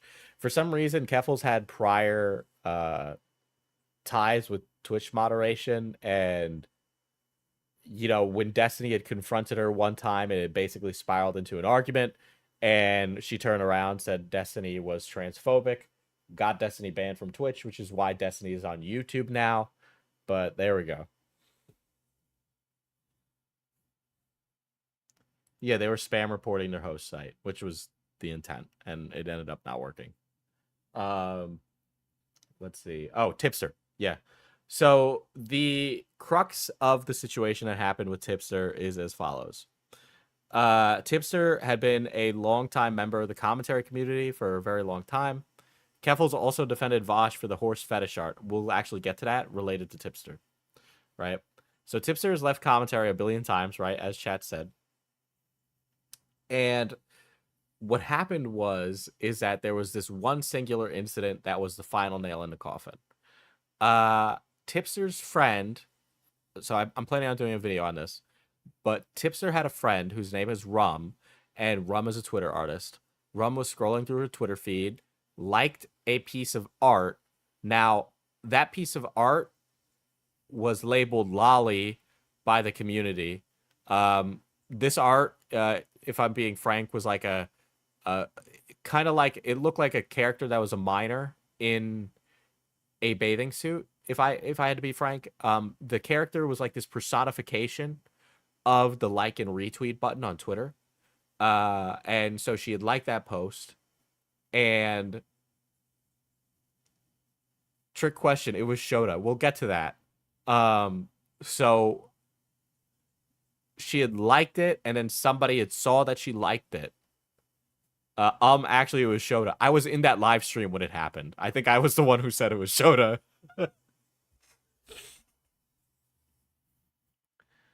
So somebody had seen that and then shared it around that Rum had liked this, and then she unliked it and was like, I didn't know it was that, whatever, I made a mistake, blah, blah, blah, and moved on.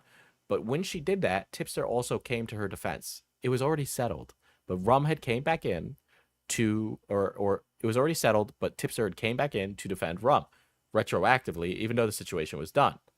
And for some reason, Tipster's position was that it wasn't Lolicon. I think the Lolicon Shota CP discussion type thing is very unproductive on the internet. So my rule of thumb is that I just call it when I see it, and if like I don't necessarily know what is the criteria for it, just when I look at it and I go, that's that, then I just go, that's what it is, right?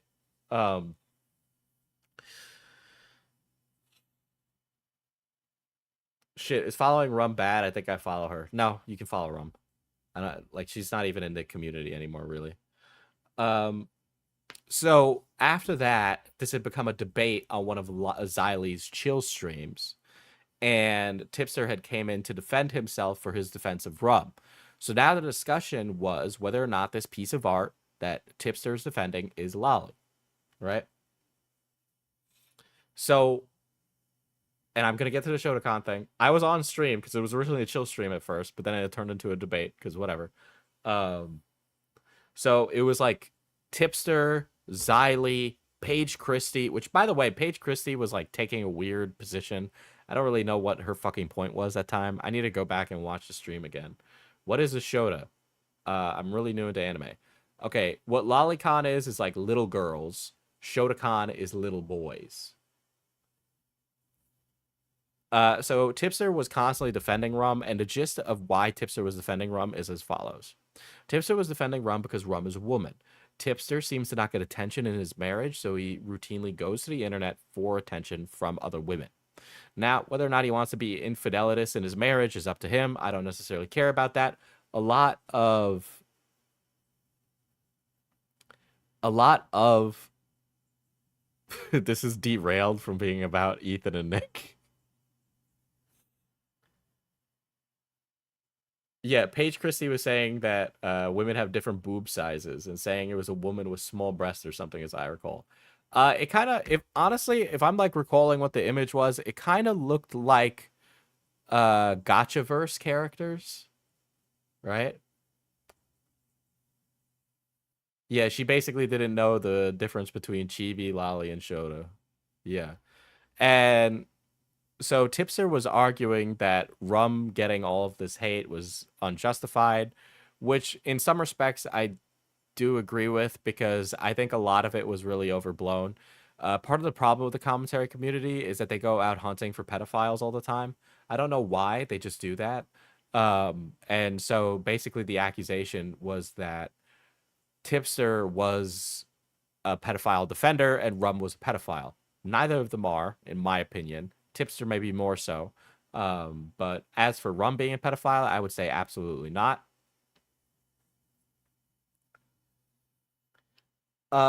So Tipster was defending her constantly over and over. And people were saying, it's Lolicon, it's Lolicon, it's Lolicon. Paige Christie was saying, maybe it's just a bare-chested woman kind of thing. And then eventually, I think it was me who had put it through like a translate, and I was like, oh, wait, it's Shotacon. So then we explained what Shotacon is, and I should mention that Paige Christie has a young boy. So when we explained what Shotacon was, she all of a sudden got very, very like bothered by that and was like, yep, it's bad, and then left, which was like, okay. And eventually Tipster conceded as well. That marked the beginning of the end for his time in commentary. And he had slowly made his way into the political space. Now, Tipster is not a political genius. He's actually a fucking idiot. And as a result of that, Tipster was saying how Keffels was like his best friend, how they're like mad cool together. And everybody was like, Tipster, why are you friends with this woman? This woman is going to stab you in the back for the littlest of things. And he would routinely spend time around these people. Now, Tipster would consider himself probably part of Twitch Poll, which is a community of Twitch politics. And he aligns himself primarily with an LGBTQ sector associated with it under Keffels, which is kind of like Keffels has her own community of other little creators, even though she's completely unimportant and irrelevant. It's just that a lot of LGBTQ creators associate themselves with Keffels. They really shouldn't, but there are many that do, or even have some kind of tangential relationship to her. Keffels and Tipster become homies, and like Tipster starts acting a little strange. For example, Tipster has talked about, so Tipster used to be Christian. Now, a man's opinions can change, and he might have always been this. Who am I to judge? But there's the concept of pink pilling. Now, Keffels ran a former server called Catboy Ranch, and in Catboy Ranch, they would pink pill people. Pink pilling is the act of convincing somebody to take, like hormones to change their gender. And people that were doing a really good job of following through with that would get a dog collar in the mail, denoting their status amongst Catboy Ranch. Tipster starts talking more about like, teehee, what if I took hormones type stuff. And then all of a sudden, Tipster goes from being religious to being pansexual.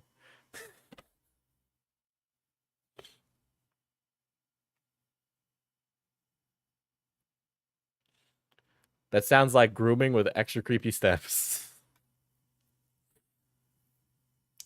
Yeah, so another thing that Tipster does is that he constantly surrounds himself with women. Now, pause. I do too.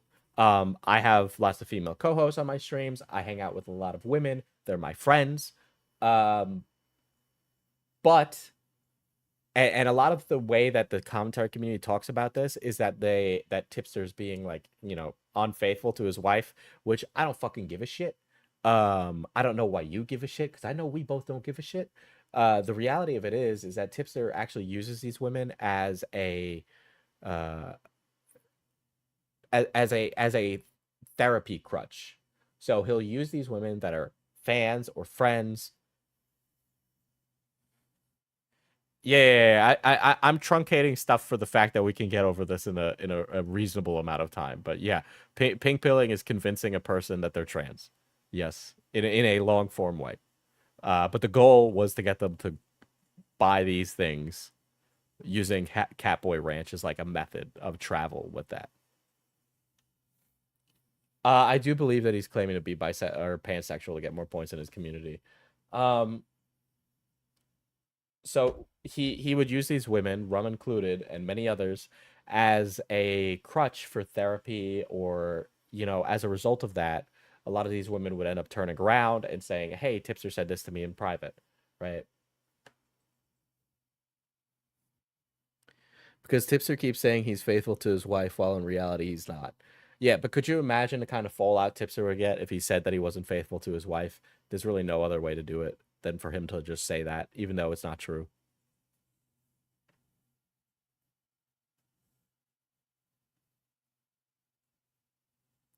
Yeah, and Tipster doesn't get anything sexual out of any of these women. It's all for the fact that he can use them as like a social sounding board, so that way he can feel better about himself and his grievances in life. He uses them for therapy. That's it.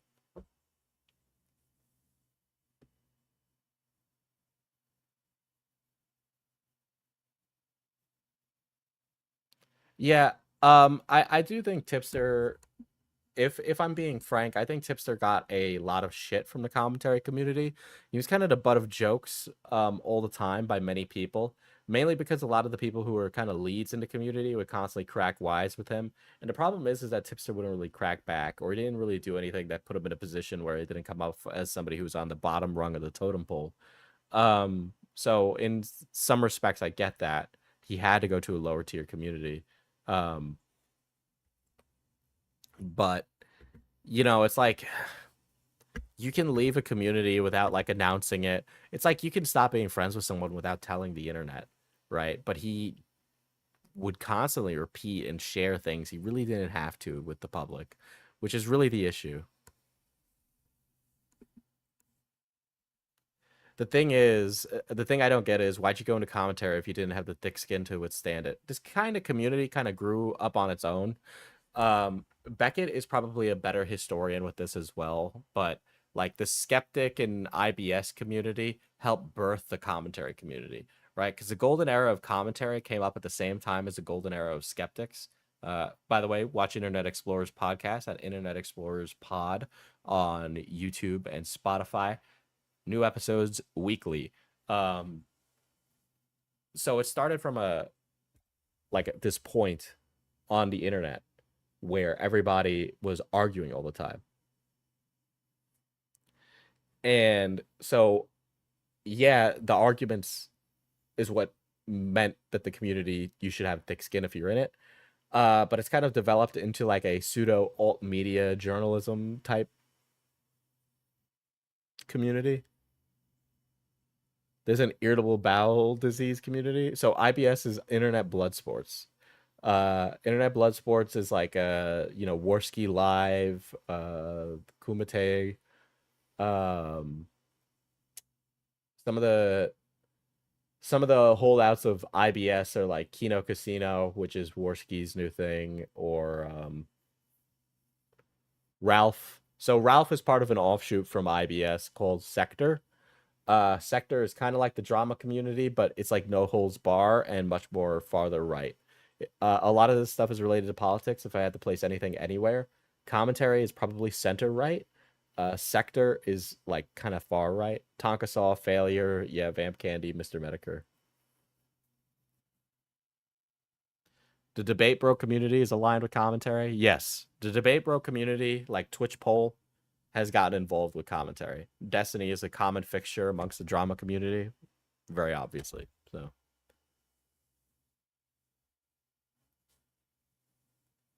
yeah, commentary is a lot less all edge, no point. Yeah, it's kind of grown up quite a bit. It's a lot less annoying now. I think a few years ago, commentary was pretty annoying. I think the fact that you see a lot of commentary channels now becoming streamers is a sign of the times. I think there's a lot of growth happening right now for this community specifically. But Yeah, anyway, that's like kind of an overview of Tipster. I mean, I don't know. Has anybody got any other conversations about Tipster since we're here?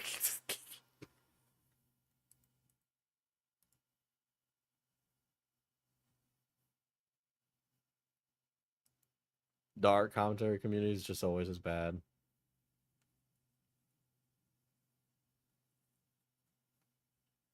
I think it kind of sucks that commentary is center right. I think Diesel and Xylee are the only two that are more center left. Yeah, there are other ones that are center left. Some people don't present as center left, but I've talked to them in private and they are center left. Yeah, some came from the anti-SJW wave, myself included. Yeah. I mean, this is all like another like phase in the internet that you just had to be there for. What's Keem's obsession over Tipster? Very similar to why Boblax is obsessed with Tipster. So Tipster fucked over Boblax. They used to be friends. And then Tipster basically said we were never friends, leaked Boblax's DMs, made him look like an asshole. You can be anti-SJW and left-leaning. Yeah, the problem is that the popular guys weren't.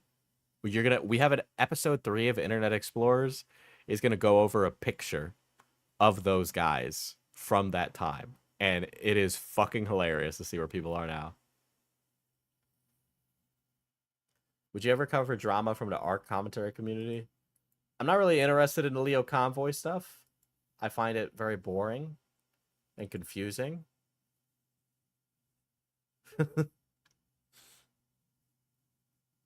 Yeah, Tipster's a backstabber. Keem doesn't like backstabbers. Keem is very... sometimes I describe it as like a commentary omerta. You know? And that's why Keem hates Tipster. Because Tipster is like a backstabber. He has no... Tipster's opinions and morals, he takes the opinions and morals of whoever he's around so he can fit in. He has no convictions. I have opinions that I disagree with every other commentary channel all the time. Like even now, I just said, like, I don't personally care about Tipster's infidelity. If he wants to go ahead and do that, he can. But a lot of people would say, how could you not care? That's a sign of him being like a piece of shit. It's like, okay, fuck off. I don't fucking give a shit if you fuck other people. Like, I used to, but that was cringe.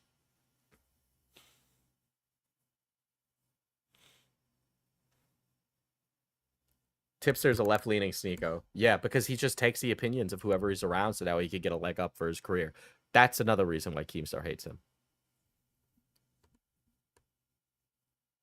Yeah, he kept unfollowing and following. So he would want to collect women like a, you know, for the sake of it.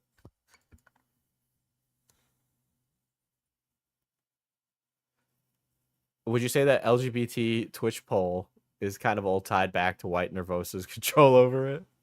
That's something I've heard over the years.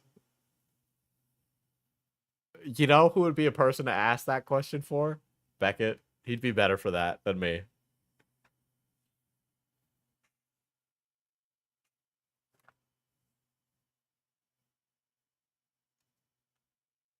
Here, I'll show you all the picture I'm talking about right now.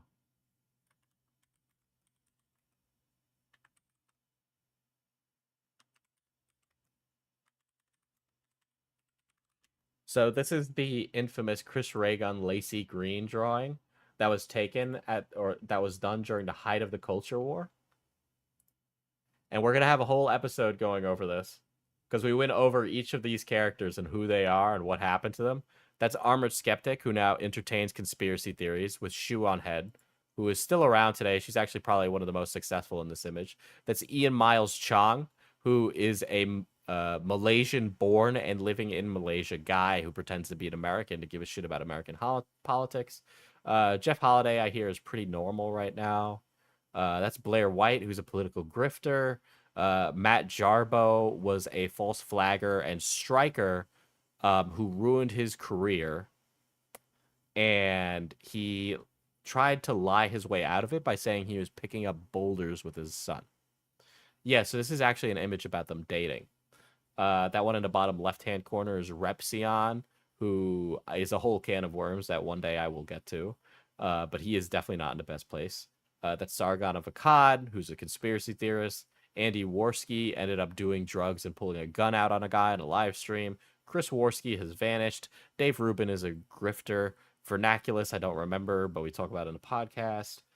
Chris Raygun is not an anti-SJW channel anymore. He is barely even a commentary channel.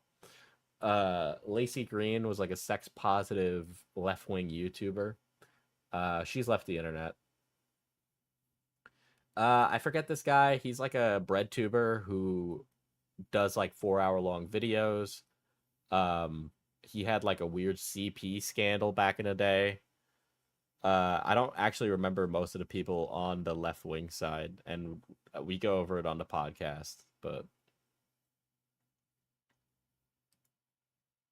yeah, Andy Worski also had a very public breakdown. Yeah, but he's still around, and Tonka Saw is not, so. Folding Ideas. Yeah, that was Folding Ideas. Holy shit, yeah.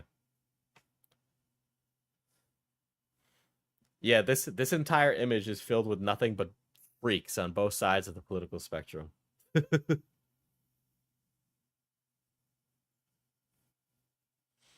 Yeah, that's Steve Shives. Steve Shives is famous for blocking people on Twitter. Hold on, let me show you Steve Shives. We go over this on the pod. But since I'm here, I'll actually... Hold on. First of all...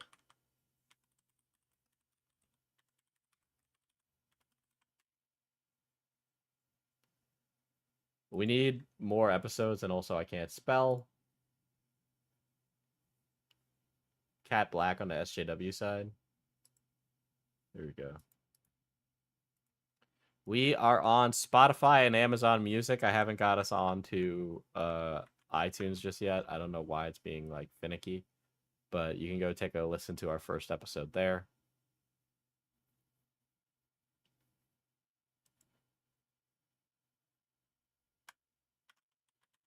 So Steve Shives is like a nerd. He's a political nerd and Star Trek nerd. And for some reason, people pay attention to him still, which is really frustrating because he's like terrible. Post the next episode, Diesel. I will. Soon. Members will get access to it very soon. Patreon members too, in case you're not a member here. What is it? He has sketches on here.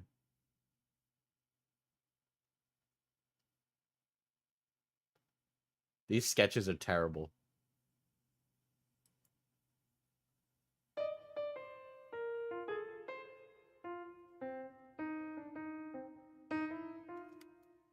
I'm Albie Milano, Arthur Avenue, Belmont, Bronx, New York City, United Earth, Starfleet Crewman First Class, Operations Division, USS Hamilton.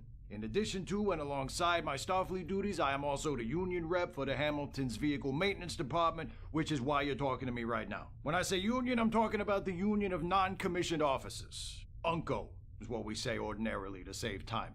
UNCO is the union that represents the interests of Starfleet non-commissioned officers, aka non-coms, aka enlisted personnel. When you're talking about... So, this is like a... This is so boring. This is so boring. So basically he pretends to be like underrepresented characters that would be in the Star Trek universe. And holy shit, is it just like boring. Hold on, do you guys want to see if I'm blocked?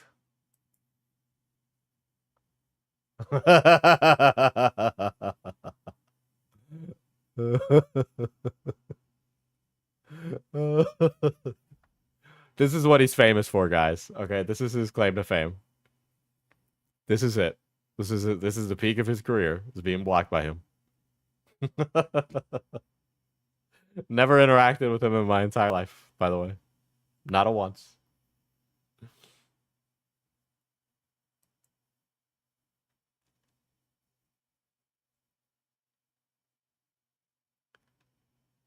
Yeah, it's really bad.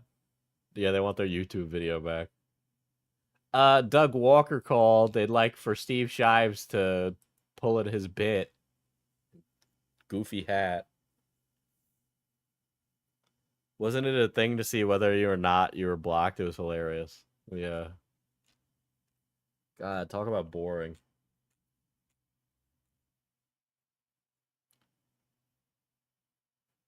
The man or bear discourse might feel familiar to atheists.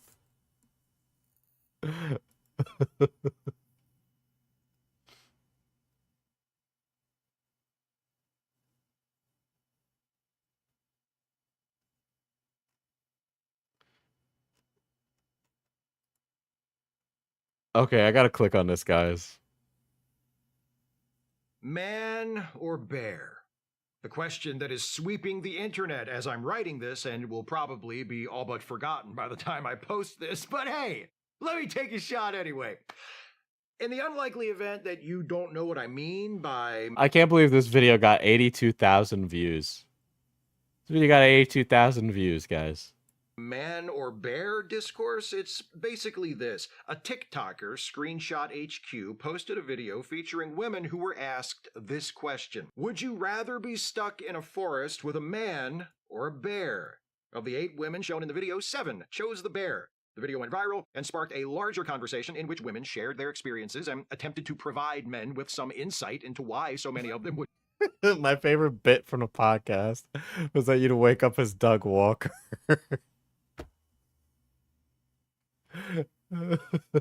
choose the bear, and men got... What does man and bear have to do with atheism? I don't know. That's why I want to find out.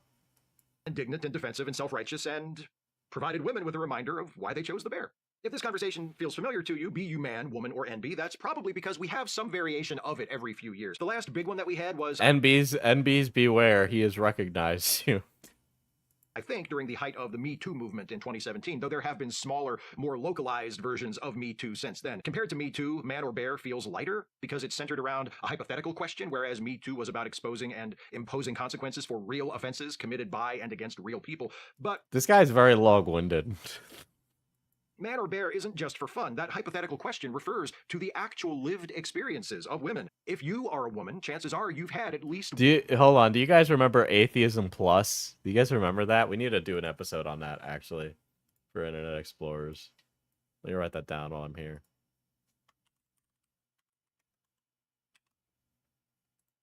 Is there any other weird old internet stuff you guys would like an episode on since we're here? One experience where a man has made you feel uncomfortable, or threatened, or done something even worse. If you are a man, chances are you know a woman who has had such experiences, whether they've told you about it or not. Chances are also good, if you are a man, that, intentionally or not, you have made a woman feel uncomfortable, or threatened. It's not a pleasant... Gamergate? Yeah, we do need to do an episode on Gamergate. I think I already got that there. Armored Skeptic. Linkara versus Oni Wars. Hold on. I'm writing it down right now.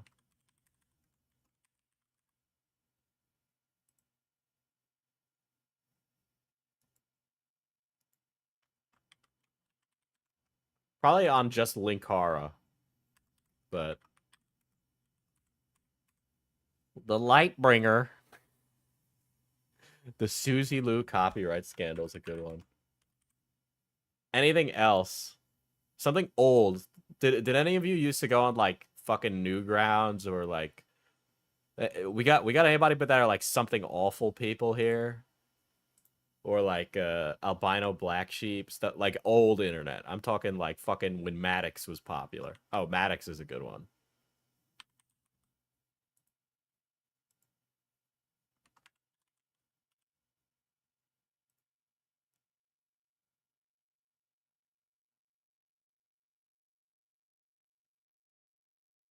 Can't say I was around. Yeah, some of you were literal children when that was happening.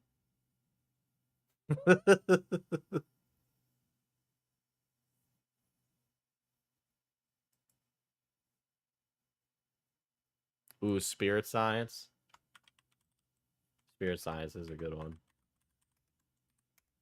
I'm literally just polling you all for episodes right now.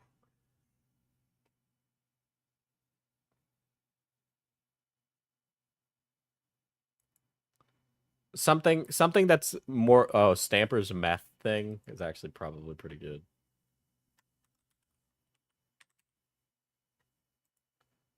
Final Fantasy House is also good.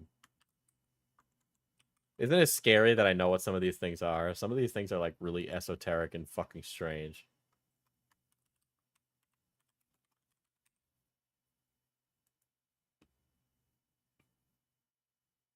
Can we get separate suggestions in a Discord?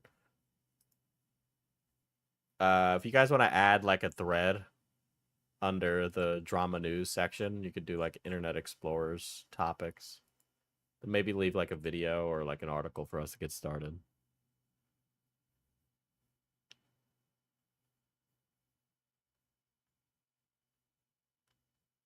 Final Fantasy House, please. That's a good one. I think our next one is going to be on Trisha Paytas' career, actually. She's been around for a while. She was just in a new music video, E-Bomb's World.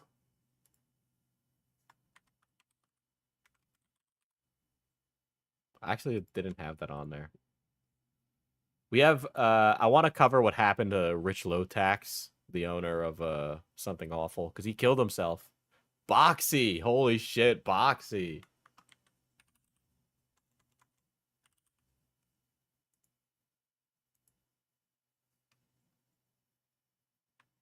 Oh, ED is great. Hey, Trisha Paytas has been around for a really long time. Okay, this lady was a traditional celebrity. Lotax killed himself? Yeah, he killed himself. Sorry.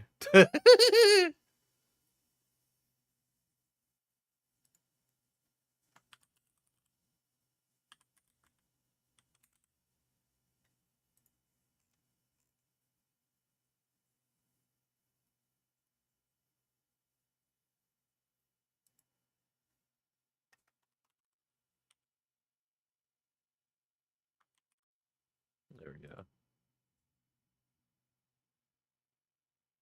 She identifies as a chicken nugget. You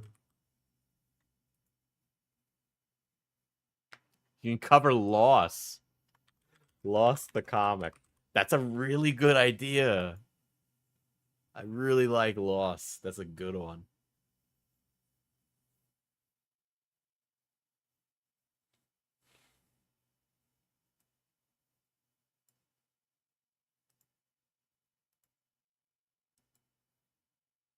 There'll be some more boogie coverage, yeah, in the future.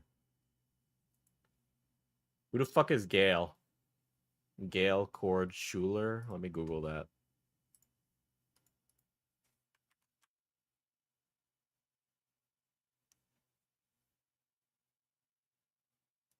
Who is this?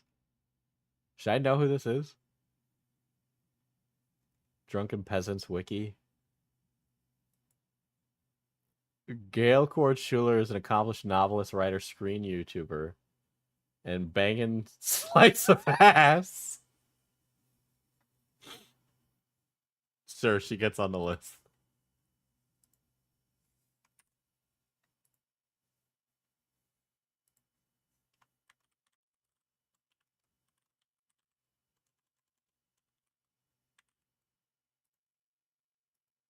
Oh, the Pro Jared stuff. Yeah, I have Shani for Christ on there. Jeremy Fragrance? Jeremy Fragrance, actual cryptid. Jeremy Fragrance.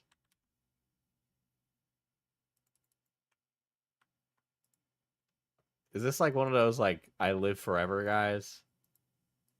This guy just looks like Tom Cruise.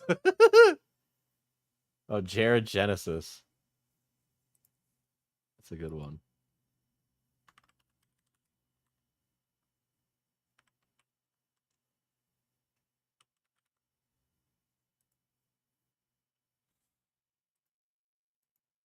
Oh, the My Immortal fanfic is actually on the list already.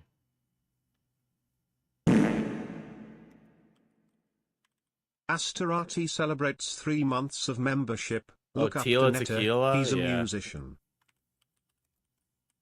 I did a video on her a long time ago, but it's shit. Shadman. Somehow not on this list.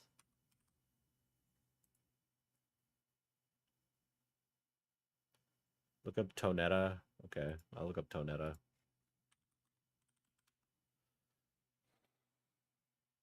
Okay, what is this? What is this? Who is this?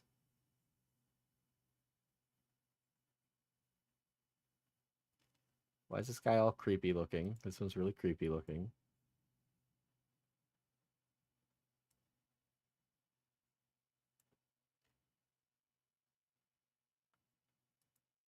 Okay. Oh no, that's music.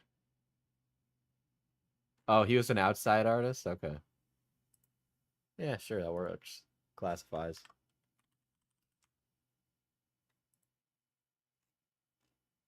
BME Pain Olympics.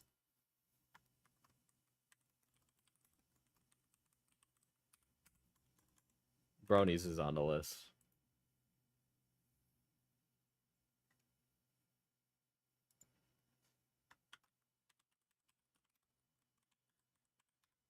Carpet fursuit guy. Oh, maggot girl. I'll just do a shot. We'll do a shock videos episode. We'll do a shock videos.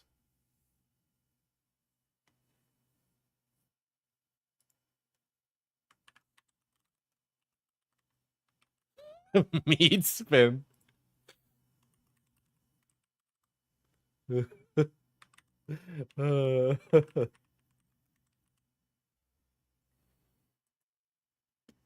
we go. All right. I think stream has ran its course, chat. I think it's time for bed. So I'm gonna go do that. I'd like to play some God of War before I go to sleep. I bought that on the Steam sale. So I'm gonna go do that. I'll be back Monday. Probably some more boogie stuff.